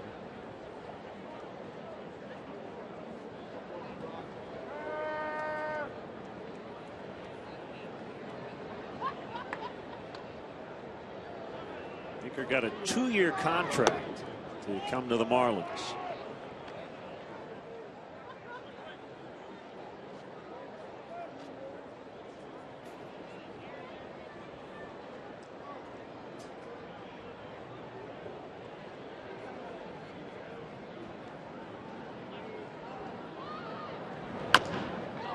High chopper fielded by Valbuena. Throw to first.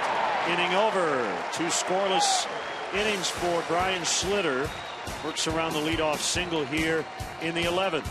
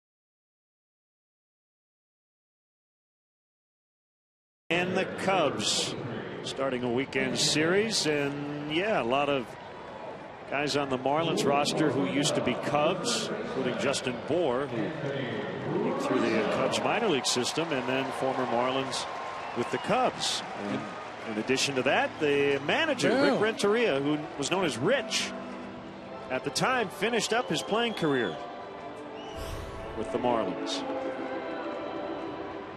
Well, here comes Dan Jennings, a left-hander. No relation to their general manager, who goes by the same name. That would be nepotism. It's not allowed. Facing Anthony Rizzo, 2-run double in the 8th inning. That made it 3-0 Cubs at the time. Jennings has been up and down between their AAA club and the big club each of the last 3 seasons.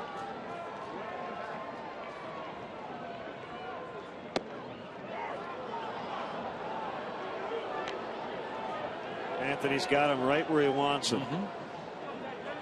Been good on 0-2 lately. He's been good against lefties all year.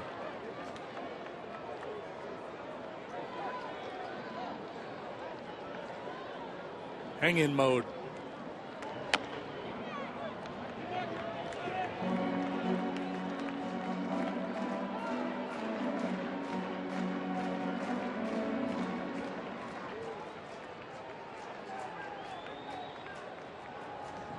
Cubs have finished 2 days of the draft. 1 and 2. They have selected 10 players to this point. And JD, 8 of the 10 are pitchers. Yeah, well, that was the plan. You know, that was what they talked about last year, that they will draft volume in terms of pitching. A lot of folks thought they should go for a pitcher with the first pick, but I think the philosophy was, let's just go for who we feel the best guy, the guy that's still on the board when it's our turn to pick. Echeverria from the other side of the bag makes the play. 2 catchers, 8 pitchers. First pick today, Mark Zagunis out of Virginia Tech. Right-handed hitting catcher. And a left-handed pitcher named Carson Sands, high school pick out of Tallahassee, Florida. That was the 4th round. Then in the 5th round, Justin Steele, a left-hander, high school kid from Mississippi.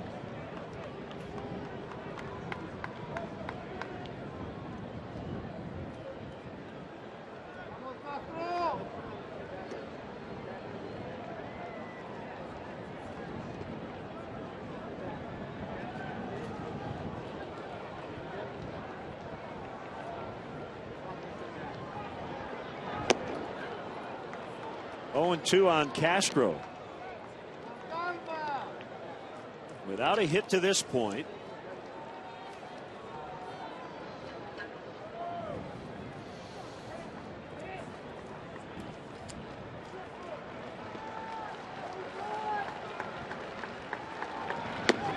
Swing and a miss, strike 3.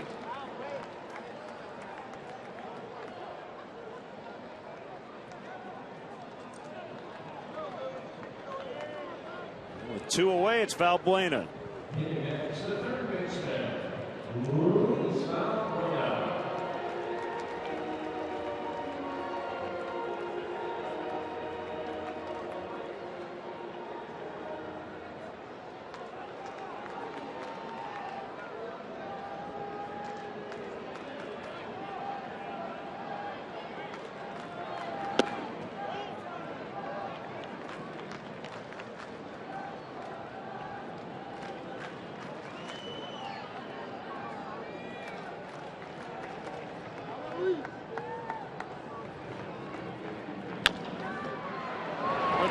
Echeverria fields, jump throw to first, not in time. What an effort.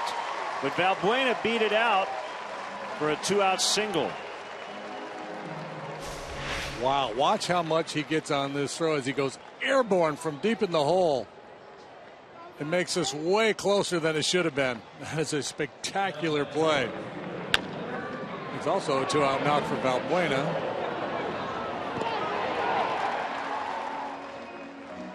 Wow, This is impressive.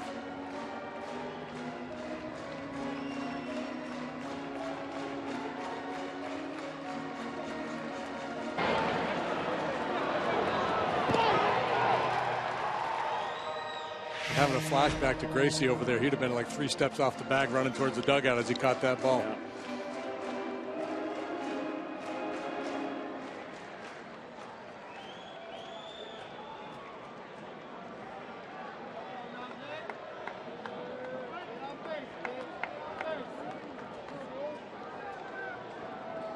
Runner at first, 2 outs. We're in the 11th and a 3-3 tie. And the pitch to Nate Scherholtz. Line caught on the leap by Echeverria. He dropped his glasses, but not the ball. To the 12th, tied.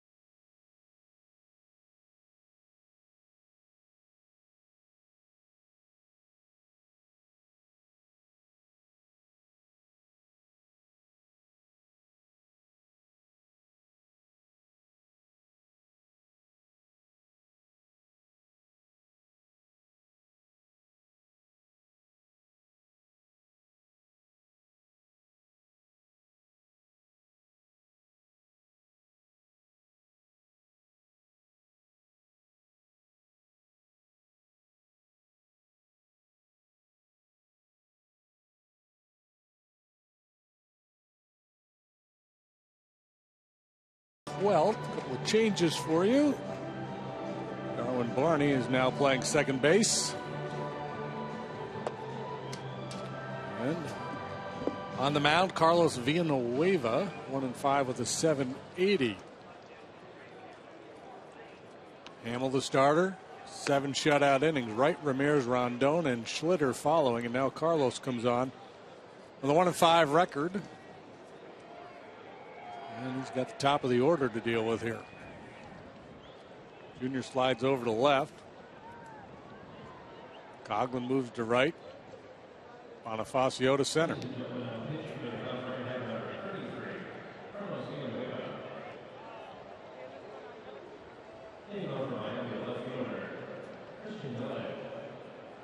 Carlos will go into Nate Scherholtz's spot in the batting order.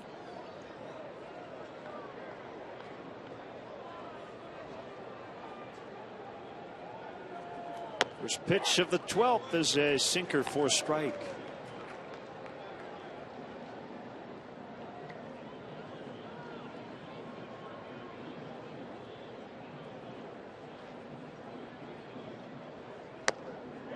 Strike 2 on the inside.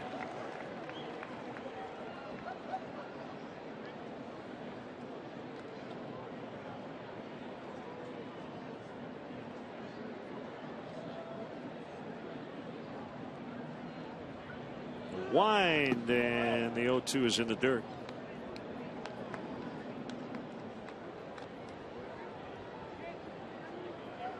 Carlos came in relief of Edwin Jackson 2 days ago. Worked 2/3 of an inning scoreless.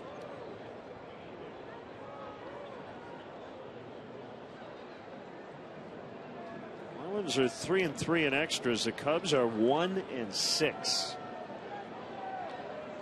Cubs don't play 10. They go extra. They push it.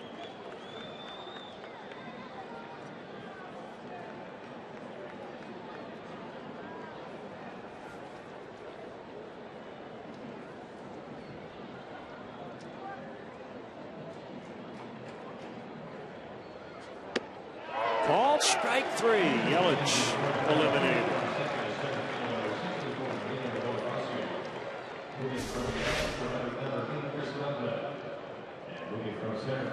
'89-mile-an-hour, shaving off the outside corner.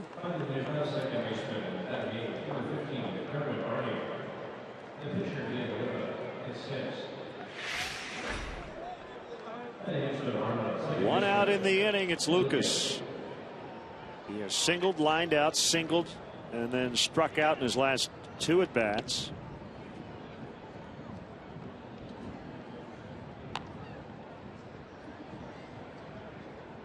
Limited time this year, but he's put up good numbers, as you see. Open stance from the right side. Good changeup. Location not great, but you could see Lucas was way out in front.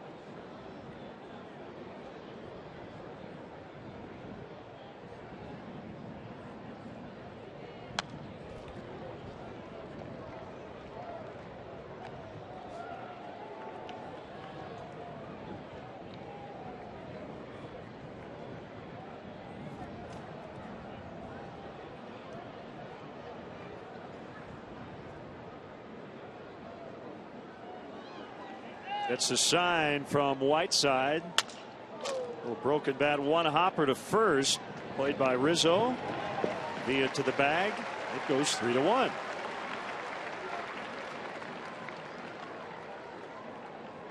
Carlos very resourceful out there on the mound. He'll quick pitch you every now and then. Great changeup. Location usually spot on. Just a little short. Doesn't have the giddy up on the fastball he would like. He's a sharp guy. I'm not sure what his post baseball plans are. I'm sure he'll do something really good. But he strikes me as the kind of guy that, you know, he's so durable. He could, you know, pitch in some rec league till he's 50 and just go out there and fool guys. And throw him big curveballs and eephus pitches. And very active in the union. Yeah, that might be a great role for him post playing days.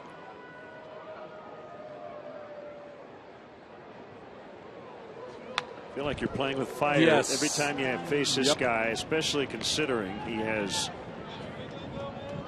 had a pretty bad day at the plate. 0 for 5 with 3 strikeouts and a double play. He's flailing at sliders and then just frozen on a fastball right over the heart of the plate last time from Brian Schlitter.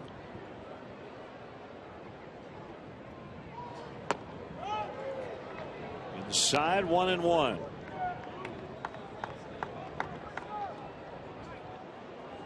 Something the Cubs really haven't done today on him is pitch him in, but you know, a guy like Carlos is not a power guy. He needs to do that to open up that outside corner a little bit. He doesn't have that sharp swing and miss slider either.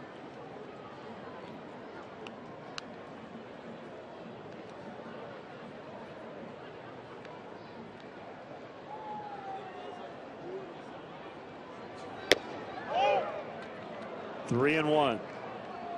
McGee on deck. Outfielders playing way back. Corner guys maybe 6 or 7 feet in front of the warning track. Challenge fastball on 3-1 and Stanton behind it.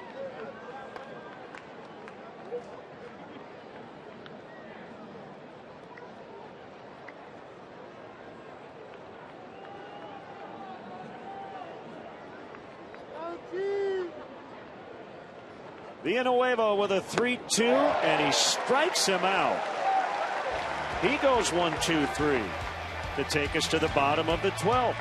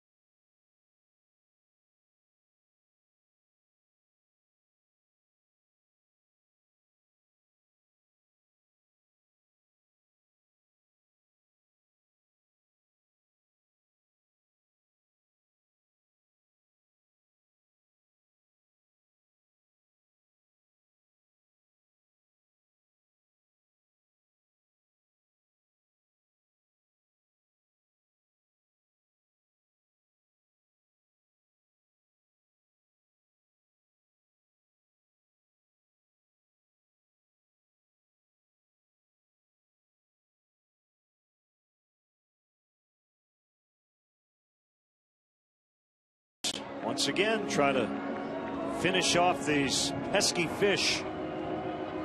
Tied it with 3 in the 9th. Game has to end here because I'm out of innings on my scoreboard. It's good enough reason for me. What'd you do in game 2 of the season when we went 16? Yeah, there's a break out a new page. Strike to Coughlin.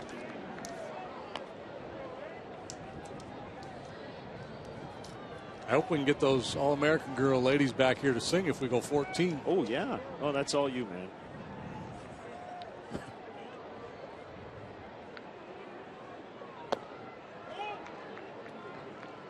One ball, one strike.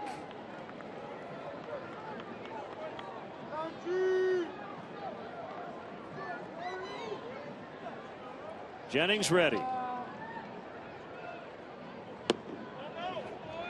2-1.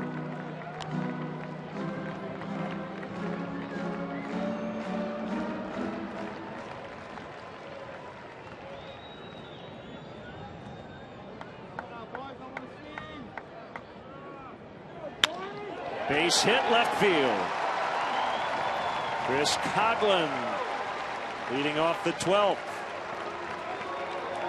Oh, he's had a nice day. Struck out his first time up, but since then, double, line out, walk, and a leadoff single here in the 12th.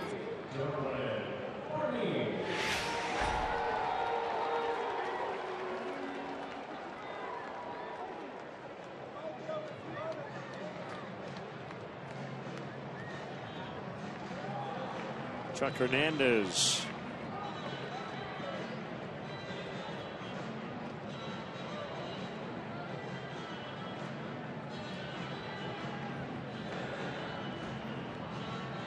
Kevin Slowey is up.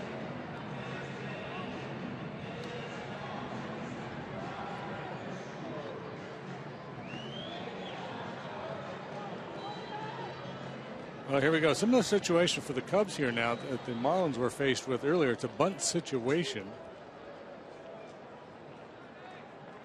Eli Whiteside on deck. Known for his prowess with the bat.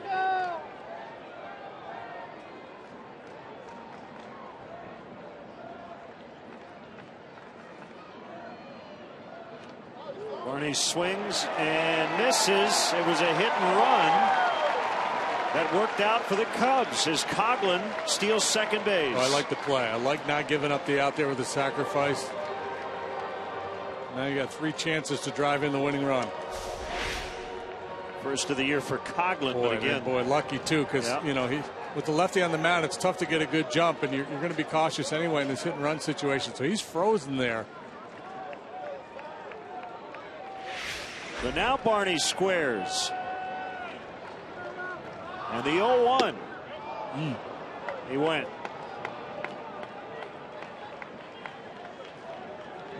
Two strikes on Barney.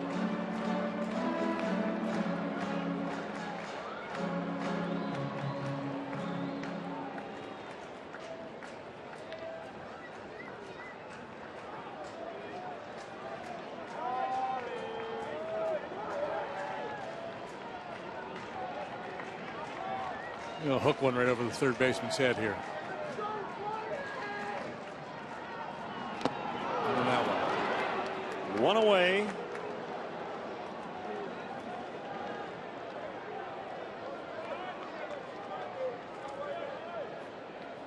Pitcher number 32, Eli Whiteside.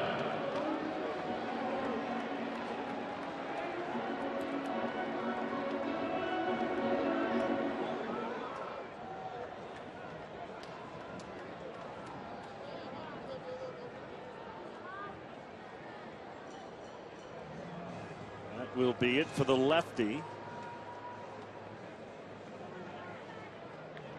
It'll be the veteran right-hander Kevin Slowey. When we return, we're in the 12th. Cubs trying to win it here.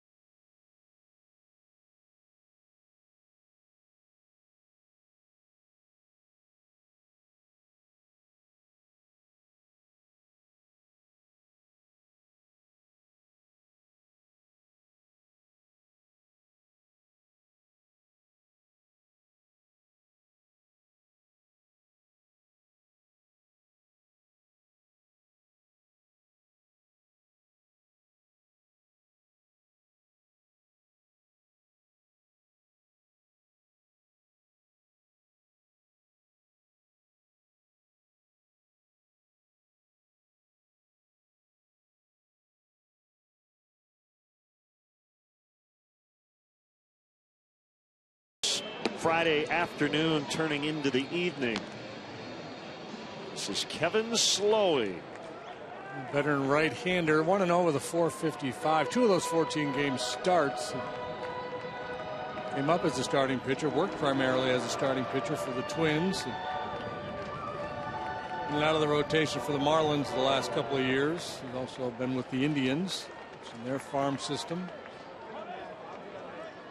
Turned to 30 about a month ago. Facing Eli Whiteside with a winning run at second. It's Chris Coghlan and a strike called. Get over a slider there for Slowey. Not a hard thrower. Average fastball at 89 miles an hour.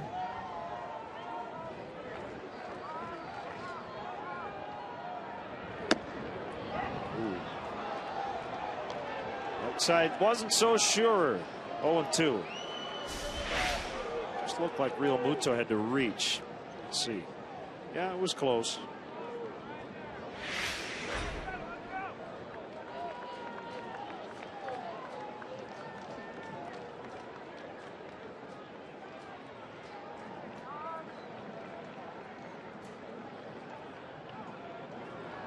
Swing and a miss. Strike 3. 2 outs. Bonifacio will try to get it done.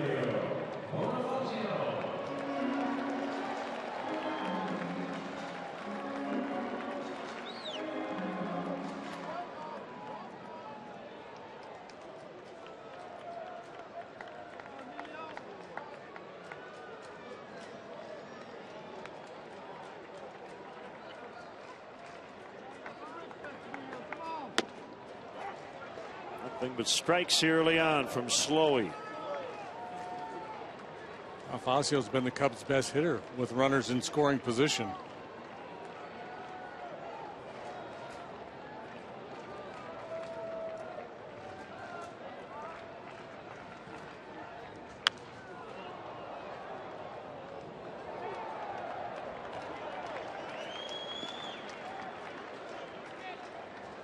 .342.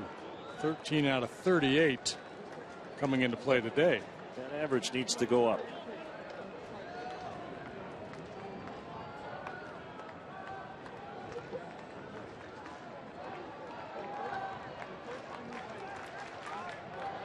The kick, the pitch, swing and a miss to end the inning. Promising start to the 12th, but the last 3 batters struck out.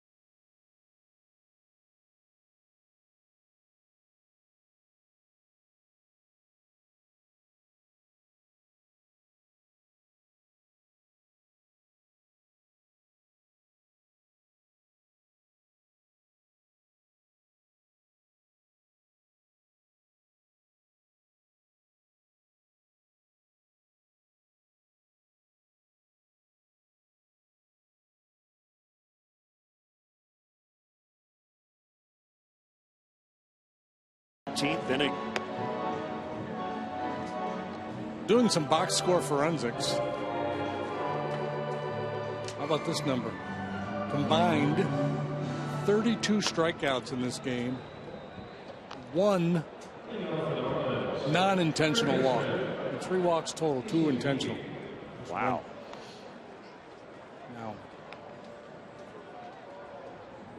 Good pitching for sure. Absolutely, especially from the starters. But the approach here lately, I think just getting some tired guys. And that's a lot of times what happens. You get into a game like this and everybody wants to be a hero and kind of gets out of their game a little bit. Villanueva against McGee. First pitch swinging. Coughlin in right. Makes the play. It's kind of an example right there. McGee has only had one home run this year, and talk about you mentioned his approach in Japan and the line drive approach. He's clearly trying to lift that ball out of the ballpark.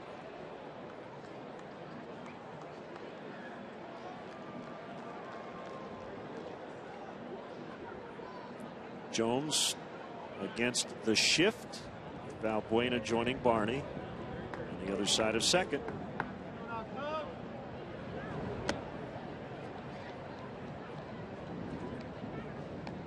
Great work by our entire crew, as always, here at Wrigley Field, led by our producer John Walsh, our director Dave Turner, Tamara Anderson, our associate producer Mark Harper, our tech manager, Paul Oscroba in the booth, our stage manager Jim Cornell Jr., our executive producer.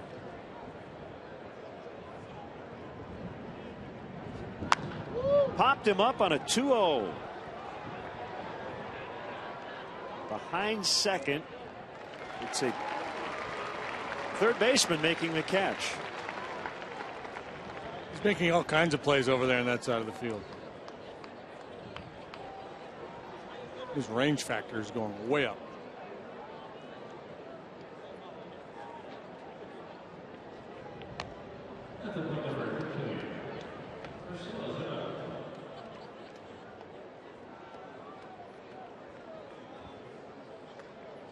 Pirates lead the Brewers after 3-0.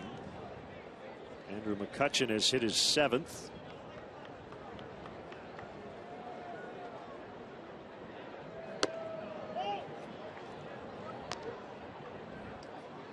He's 2 for 2 with 2 RBIs. Remember two hours ago or so, we were having a conversation about the Rookie of the Year in 2009 that Coughlin won? Yes. And pointed out that Randy Wells had the highest wins above replacement in that group. The guys that finished in the top 10 in the balloting. Andrew McCutchen was in that group as well.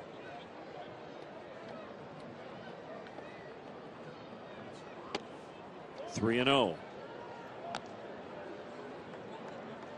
McCutchen, the MVP last year.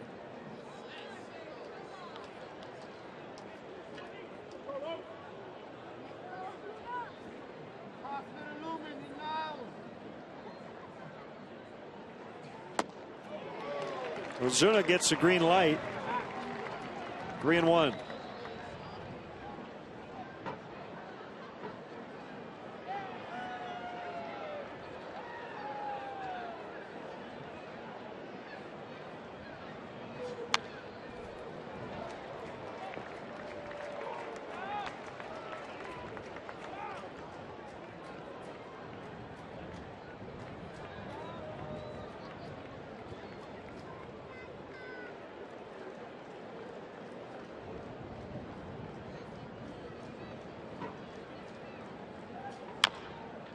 Two is chopped foul.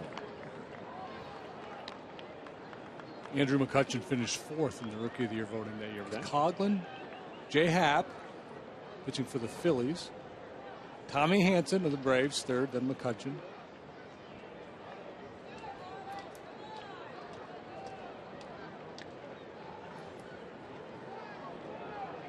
Another 3-2. And Ozuna swings and misses. White side to Rizzo to end the inning. Villanueva has faced 6 and retired all of them. Bottom of the 13th, 3-3.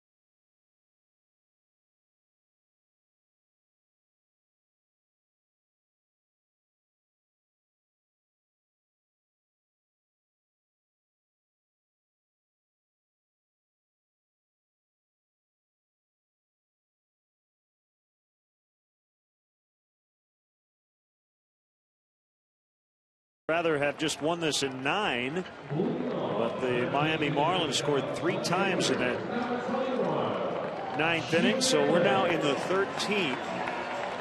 And it's Junior Lake to lead it off against Kevin Slowey.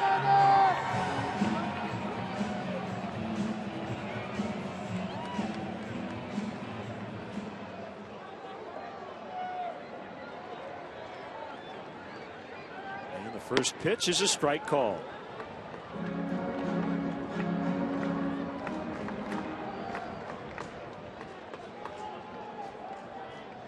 Slowey's had to battle a lot of injuries the last few years. Another leadoff base hit. Junior Lake with a single. Coghlan started the 12th with a single, but ended up stranded at second. Down at the bottom of the order here. This leadoff single comes with Rizzo due and then Castro.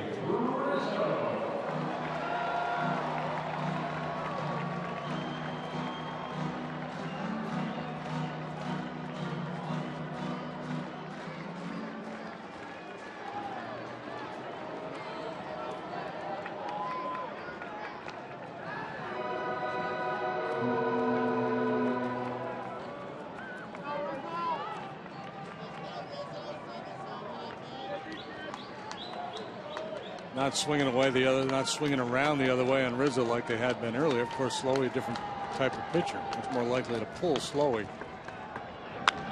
Rizzo sends one high and deep, right field near the foul pole.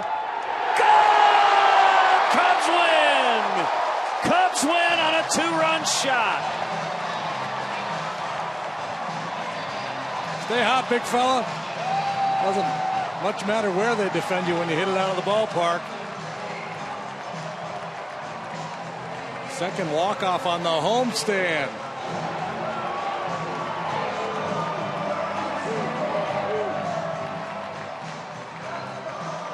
What a homestand Rizzo has had. Scored the game-winning run in all 3 games against the Mets. It's the game-winning homer for the 4th straight win, our Ford home run replay. Yeah, slider in the sweet spot. Look at the eyes.